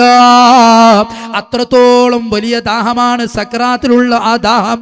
ആ സമയത്ത് അബൂ യസീദ് റളിയല്ലാഹു അൻഹു പറയാണ്, ഓ കൂട്ടുകാരെ, എന്നോട് ആ ചങ്ങായി പറഞ്ഞു, യാ അബാ യസീദ് അത്തഹ്താജു ഇലൽ മാ, വെള്ളം വേണോ അബൂ യസീദ്? ഞാൻ പറഞ്ഞു അതെ, എനിക്ക് വെള്ളം വേണം. അപ്പോൾ എന്നോട് ഈ ശൈത്താൻ പറഞ്ഞു, നിങ്ങൾക്ക് വെള്ളം വേണമെങ്കിൽ കുൽ ലാ ഇലാഹ, നിങ്ങൾ ലാ ഇലാഹ എന്ന് പറയുന്നു. ലാ ഇലാഹ എന്ന് പറഞ്ഞാൽ മുശ്രിക്കാണ്. ലാ ഇലാഹന്റെ അർത്ഥം എന്താ? ഒരു ഇലാഹു ഇല്ല. അങ്ങനെയല്ലല്ലോ നമ്മളുടെ വിശ്വാസം. ലാ ഇലാഹ ഇല്ലല്ലാഹ്, അല്ലാഹുവല്ലാത്ത ആരാധനക്കർഹനില്ല എന്നാണ് നമ്മുടെ വിശ്വാസം. പക്ഷേ ഇബ്ലീസ് വെള്ളം കൊടുക്കുമ്പോൾ പറയുന്ന ഡിമാൻഡ് ലാ ഇലാഹ എന്ന് പറയ്. അപ്പൊ ഞാൻ ഇബ്ലീസിനോടാണ് പറഞ്ഞത്, ലാ അഖൂൽ, എടോ നിന്റെ വെള്ളപ്പാത്രം എടുത്തു നീ പോ, ഞാനത് പറയൂല. ഇബ്ലീസിനോടാണ് ഞാൻ പറഞ്ഞത്. വീണ്ടും എൻ്റെ ഇടതുഭാഗത്ത് വന്നുകൊണ്ട് ഇബ്ലീസ് വെള്ളപ്പാത്രം കുലുക്കിക്കൊണ്ട് എന്നോട് പറഞ്ഞു, യാ അബാ യസീദ് അത്തഹ്താജു ഇലൽ മാ, വെള്ളം വേണോ അബൂ യസീദേ? ഞാൻ പറഞ്ഞു എനിക്ക് വെള്ളം വേണം. ആ സമയത്ത് അബൂ യസീദിനോട് ഇബ്ലീസ് പറയുകയാണ്, കുൽ കദിബതു മുഹമ്മദാ, മുഹമ്മദ് നബിയെ കളവാക്കി എന്ന് നീ പറയണം. അത് പറയുമ്പോഴാണ് ഞാൻ മുഖം തിരിച്ചത്. അതെനിക്ക് പറയാൻ കഴിയില്ല. അല്ലാതെ ലാ ഇലാഹ ഇല്ലല്ലാഹ് അത് പറയൂല എന്നല്ല ഞാൻ പറഞ്ഞത്. പിന്നെ കദിബത്തു മുഹമ്മദാ, മുഹമ്മദ് നബിയെ ഞാൻ കളവാക്കി എന്ന് ഞാൻ പറയൂല. സുബ്ഹാനല്ലാഹ്. മൂന്നാമത്തെ പ്രാവശ്യം എൻ്റെ അടുത്ത് വന്നപ്പോ ഞാൻ ഇബ്ലീസിനെ കാട്ടി ഓടിച്ചു. നോക്കൂ നിങ്ങൾ, വലിയ മഹാനായ അബൂ യസീദ് തങ്ങളെപ്പോലും മരിക്കുമ്പോ ഇബ്ലീസ് വെറുതെ വിട്ടില്ല. വെള്ളപ്പാത്രവുമായി അബൂ യസീദ് തങ്ങളുടെ ഈമാൻ ഊരിയെടുക്കാൻ വേണ്ടി മഹാനവരുകൾ അവിടുന്ന് ആ ഇബ്ലീസ് ഈമാൻ ഊരിയെടുക്കാൻ വേണ്ടി ശ്രമിച്ചിട്ടുണ്ടെങ്കിൽ ഞാനും നിങ്ങളും പിന്നെ എന്ത് കണക്കാ? നമ്മളൊക്കെ ഏത് സ്ഥാനത്തുള്ളത് നമുക്കറിയാം. അപ്പൊ മരിക്കുന്ന സമയത്ത് കുടുങ്ങിപ്പോകും. അബൂ ഹനീഫ ഇമാം പറയുന്നു, നീ ആരെയും വിഷമിപ്പിക്കണ്ട, ഗീബത്ത് പറയണ്ട. നിന്റെ കണ്ണുകൊണ്ട്, നിന്റെ നോട്ടം കൊണ്ട്, നിന്റെ തൊണ്ടയനക്കൽ കൊണ്ട്, നിന്റെ നടത്തം കൊണ്ട് ഒരാൾക്കും വിഷമം ഉണ്ടാകാൻ പാടില്ല. അപ്പൊ അത് ഗീബത്താകും. ആ ഗീബത്തായാൽ നിന്റെ ഈമാൻ മരിക്കുമ്പോ ഇബ്ലീസ് ഊരിയെടുക്കാൻ വേണ്ടി ശ്രമിക്കും. അള്ളാഹു കാത്ത് സലാമത്താക്കി തിരുമാറാവട്ടെ. അള്ളാഹു നമ്മളെ മക്കളെ കാത്ത് സലാമത്താക്കി തിരുമാറാവട്ടെ. ഒരാളെയും വിഷമിപ്പിക്കാത്ത രീതിയിൽ നല്ല ഒരു ജീവിതം മുന്നോട്ട് കൊണ്ടുപോകാൻ ഞങ്ങൾക്കും ഞങ്ങളുടെ മക്കൾക്കും ബന്ധപ്പെട്ട ആളുകൾക്കും അല്ലാഹു തആല തൗഫീഖ് നൽകുമാറാവട്ടെ. എൻ്റെ പ്രിയപ്പെട്ട മുഅ്മിനീങ്ങളെ, നിങ്ങൾ നോക്ക്, ഇന്നത്തെ നമ്മുടെ പ്രവർത്തനം മരിക്കുമ്പോൾ ഈമാനില്ലാത്ത മരിക്കാൻ കൂടുതലും സാധ്യതയുള്ള പ്രവർത്തനങ്ങളാണ് നമ്മളിൽ നിന്നുണ്ടായിക്കൊണ്ടിരിക്കുന്നത്. നമ്മളുടെ വളർന്നു വരുന്ന തലമുറ, ഞാൻ നേരത്തെ പറഞ്ഞു, വല്ലാത്ത വിഷമം എന്താ അറിയോ? ഈ മുടിക്കെട്ടാണ്. ഇപ്പോഴത്തെ ഈ മുടിക്കെട്ടുണ്ടല്ലോ, അത് വല്ലാത്ത വിഷമാണ്. മുത്തുനബി സല്ലല്ലാഹു അലൈഹി വസല്ലം തങ്ങളുടെ അടുത്തേക്ക് ഒരാൾ വന്നു, ഒരു ചെറുപ്പക്കാരൻ വന്നു. ആ ചെറുപ്പക്കാരന്റെ മുടി ഈ പെരടിയുടെയും ചെവിയുടെയും ഭാഗം ചെറുതാക്കിയിട്ടുണ്ട്. മുകൾ ഭാഗം ആ മുടി ഇങ്ങനെ കാണുന്നുണ്ട്. ആ ചെറുപ്പക്കാരനോട് പറഞ്ഞു, മോനെ, ഇത് അല്ലാഹു റസൂൽ ഇഷ്ടപ്പെടാത്ത രീതിയിലുള്ള മുടിക്കെട്ടാണ്. ഇത് ജൂതന്മാരുടെ സ്വഭാവമാണ്, ജൂതന്മാരുടെ കൾച്ചറാണ് ഈ മോഡൽ കട്ട്.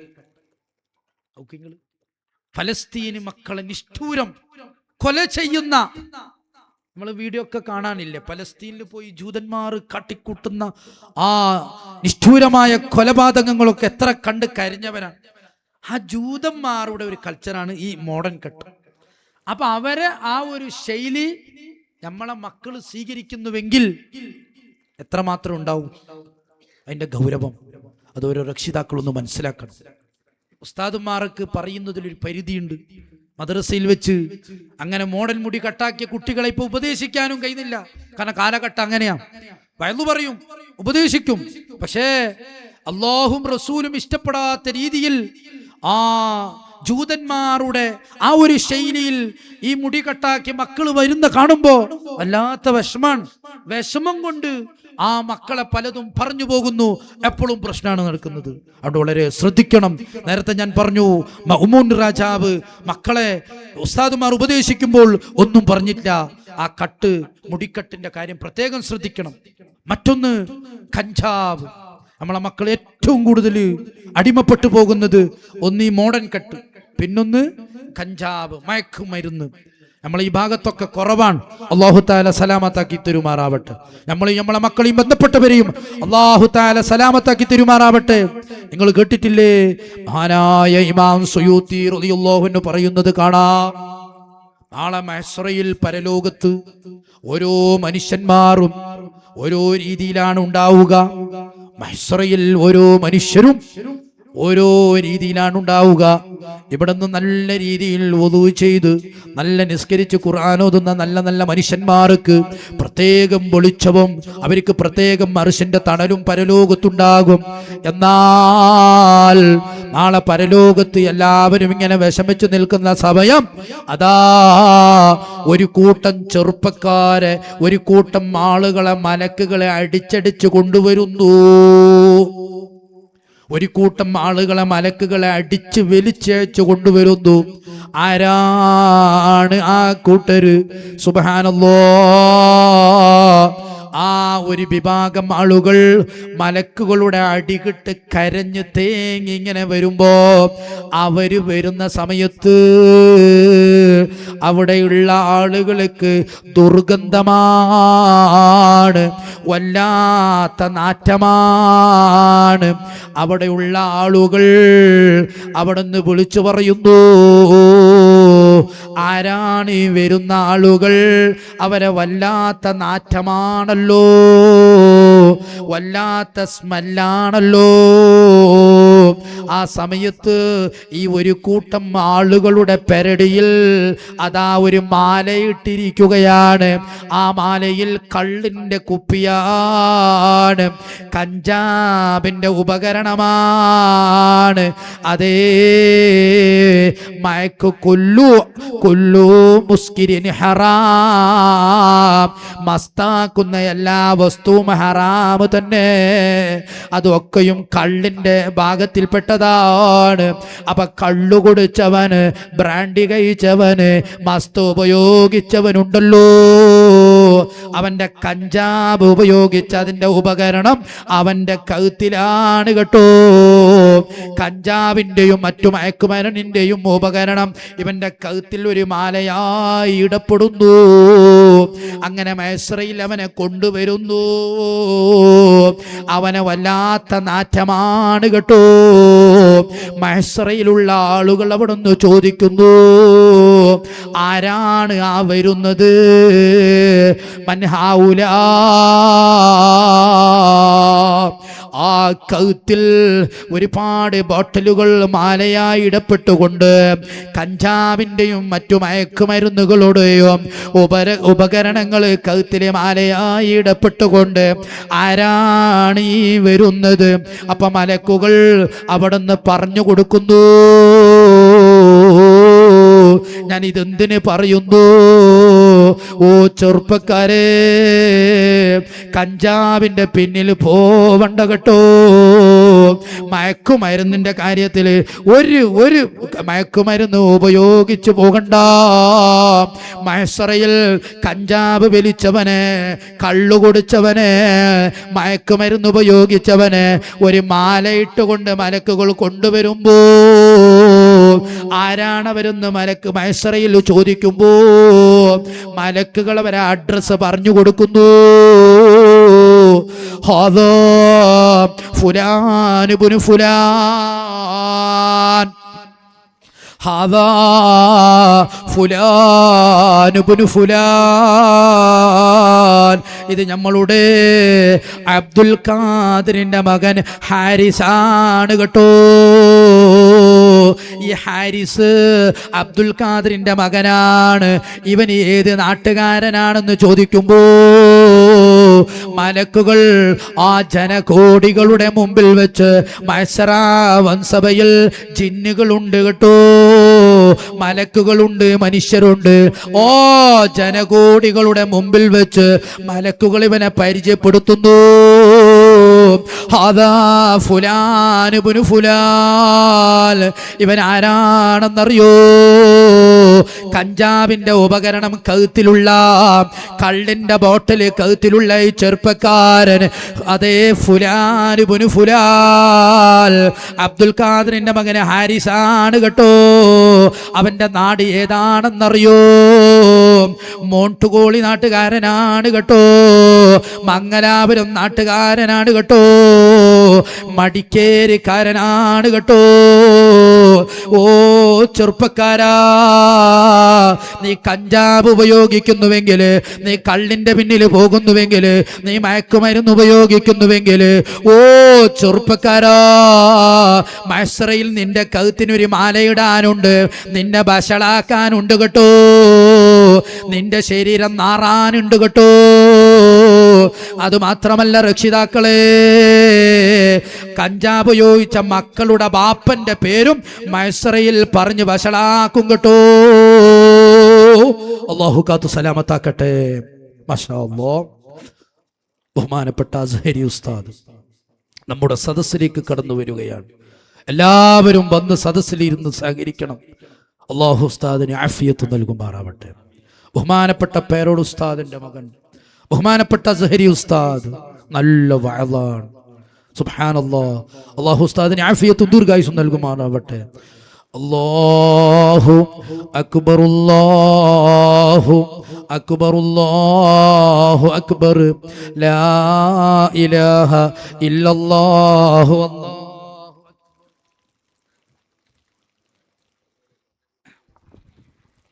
മാഷാ അല്ലാഹ്. ഞാൻ പറഞ്ഞുകൊണ്ടിരുന്ന വിഷയം അവിടത്തേക്ക് തീർന്നു. അത് ഞാൻ നിർത്തുകയാണ്. അതിന് സമയം മൊത്തം ഉസ്താദിനെ അനുവദിച്ചു കൊടുക്കുകയാണ്. ബഹുമാനപ്പെട്ട ഉസ്താദിന്റെ വഅദ് കേൾക്കാൻ നമ്മളൊക്കെ കാത്തിരിക്കുകയാണ്. ഈ മഹത്തായ പരിപാടി ഇവിടുത്തെ മുസ്ലിം ജമാഅത്ത്, ഇവിടുത്തെ SYS, ഇവിടുത്തെ SSF, ഇതെല്ലാം കൂടി ഇവരുടെയൊക്കെ അധീനതയിൽ സംഘടിക്കപ്പെടുന്ന ഈ മഹത്തായ 10ാമത്തെ ഇവിടുത്തെ നാരിയത്ത് സലാത്തിന്റെ വാർഷികം, ബഹുമാനപ്പെട്ട അസ്ഹരി ഉസ്താദിന്റെ പ്രൗഢമായ പ്രഭാഷണം ഇപ്പോൾ ഇവിടെ നടക്കാൻ പോവുകയാണ്. ഒരുപാട് മുഅ്മിനീങ്ങൾ നമ്മളെ സഹായിച്ചിട്ടുണ്ട്. നമുക്കറിയാം, നമ്മളെ ഇന്നത്തെ ഈ മഹത്തായ ഈ സംരംഭത്തിന് ഈ നാട്ടിലുള്ള നല്ലവരായ മുഅ്മിനീങ്ങൾ ഒരുപാട് കാര്യങ്ങളിൽ സഹായം നൽകിയിട്ടുണ്ട്. അതെ, ഈ ഇന്നത്തെ പരിപാടിയുടെ മൊത്തം ചെലവ്, ഇന്നത്തെ പരിപാടിയുടെ ഭക്ഷണം, ആ കാര്യം മൊത്തവും നമ്മളെ പുരുഷൻകോടി, നമ്മളെ മുംബൈ ഇബ്രാഹിക്ക ഏറ്റെടുത്തു. അള്ളാഹു അദ്ദേഹത്തിന് ബർക്കത്ത് ചെയ്യുമാറാവട്ടെ. ഒന്ന് പറഞ്ഞതേ ഉള്ളൂ, ഈ പരിപാടിയുടെ കാര്യത്തിന് ഭക്ഷണവും കാര്യങ്ങളും എന്താക്കുന്നത് അത് മൊത്തം ഞാൻ ഏറ്റെടുക്കാന്ന് പറഞ്ഞു. എത്ര ചെലവ് വന്നാലും അത് മൊത്തം ഞാൻ ഏറ്റെടുക്കാന്ന് പറഞ്ഞു. നോക്കിങ്ങൾ കഴിഞ്ഞ SSFന്റെ പരിപാടിക്കും ഇവിടെ 40-45 കിലോ ഇറച്ചി ബഹുമാനപ്പെട്ട ഇബ്രാഹിംക്ക് തന്നു. അപ്പൊ നമ്മളെ പരിപാടിക്കൊക്കെ നല്ല സഹായമാണ് അദ്ദേഹം നൽകുന്നത്. അപ്പൊ നല്ല ബർക്കത്ത് അല്ലാഹു നൽകുമാറാവട്ടെ. ബഹുമാനപ്പെട്ട ഉസ്താദ് ദുആ ചെയ്യും, തങ്ങൾ ദുആ ചെയ്യും. ബഹുമാനപ്പെട്ട മുംബൈ ഇബ്രാഹിംക്ക് അല്ലാഹു ഇവിടെ നടക്കുന്ന പരിപാടികളുടെ മദദ് അല്ലാഹു അദ്ദേഹത്തിന്റെ കച്ചവടത്തിൽ നൽകുമാറാവട്ടെ. മുംബൈയിൽ അദ്ദേഹം കച്ചവടം ചെയ്യുന്ന ഒരു കച്ചവടക്കാരനാണ്. അദ്ദേഹത്തിന്റെ എല്ലാ വിഷമങ്ങളെയും അല്ലാഹു ഇതിന്റെ കാരണം കൊണ്ട് തീർത്തു കൊടുക്കുമാറാവട്ടെ. അതുപോലെ ഇവിടെ ഇന്നത്തെ പരിപാടിക്ക് സഹകരിച്ച ഒരുപാട് ആളുകളുണ്ട്. അവരെല്ലാവരും ഇപ്പൊ പേരെടുത്ത് പറഞ്ഞാൽ സമയം അതിനെ അനുവദിക്കില്ലല്ലോ. അവർക്കൊക്കെ അല്ലാഹു ബർക്കത്ത് ചെയ്യുമാറാവട്ടെ ഇൻഷാ അല്ലാഹ്. അതുപോലെ നമ്മളെ ഈ SSF ഈ ഒരു മഹത്തായ സംരംഭം നടക്കാൻ എത്ര ദിവസങ്ങളായി അഹോരാത്രി ഇവിടെ കഷ്ടപ്പെടുന്ന ഇവിടുത്തെ മുസ്ലിം ജമാഅത്തിന്റെയും SYSന്റെയും SSFന്റെയും കർമ്മധീരരായ പ്രവർത്തകർ, അല്ലാ അവർക്ക് നീ നല്ല ആഫിയത്ത് കൊടുക്കണേ അല്ലാ, നല്ല ഊർജം കൊടുക്കണേ അല്ലാ. ഇനിയും ഇതുപോലെയുള്ള ഒരുപാട് കാരുണ്യ പ്രവർത്തനങ്ങൾ നടത്താൻ അവർക്ക് നീ നല്ല ബർക്കത്ത് കൊടുക്കണേ അല്ലാ. ഇൻഷാ അല്ലാഹ് സമയം നീട്ടുന്നില്ല. ബഹുമാനപ്പെട്ട ഉസ്താദിനെ വളരെ സ്നേഹത്തോടെ ആദരവോടെ ഈ മഹത്തായ സംരംഭത്തിലേക്ക് ഈ സംഘ കുടുംബങ്ങൾക്ക് വേണ്ടി ഞാൻ സ്വാഗതം ചെയ്യുന്നു. ഇൻഷാ അല്ലാഹ് ബഹുമാനപ്പെട്ട ഉസ്താദിനെ വയലു പറഞ്ഞു വരാൻ വേണ്ടി, നസീഹത്ത് പറഞ്ഞു തരാൻ വേണ്ടിയിട്ട് വളരെ സ്നേഹത്തോടെ ക്ഷണിക്കുകയാണ്. നിങ്ങൾ അതിൻ്റെ ഇടയിലൊരു കാര്യം പേരോട് ഉസ്താദിനെ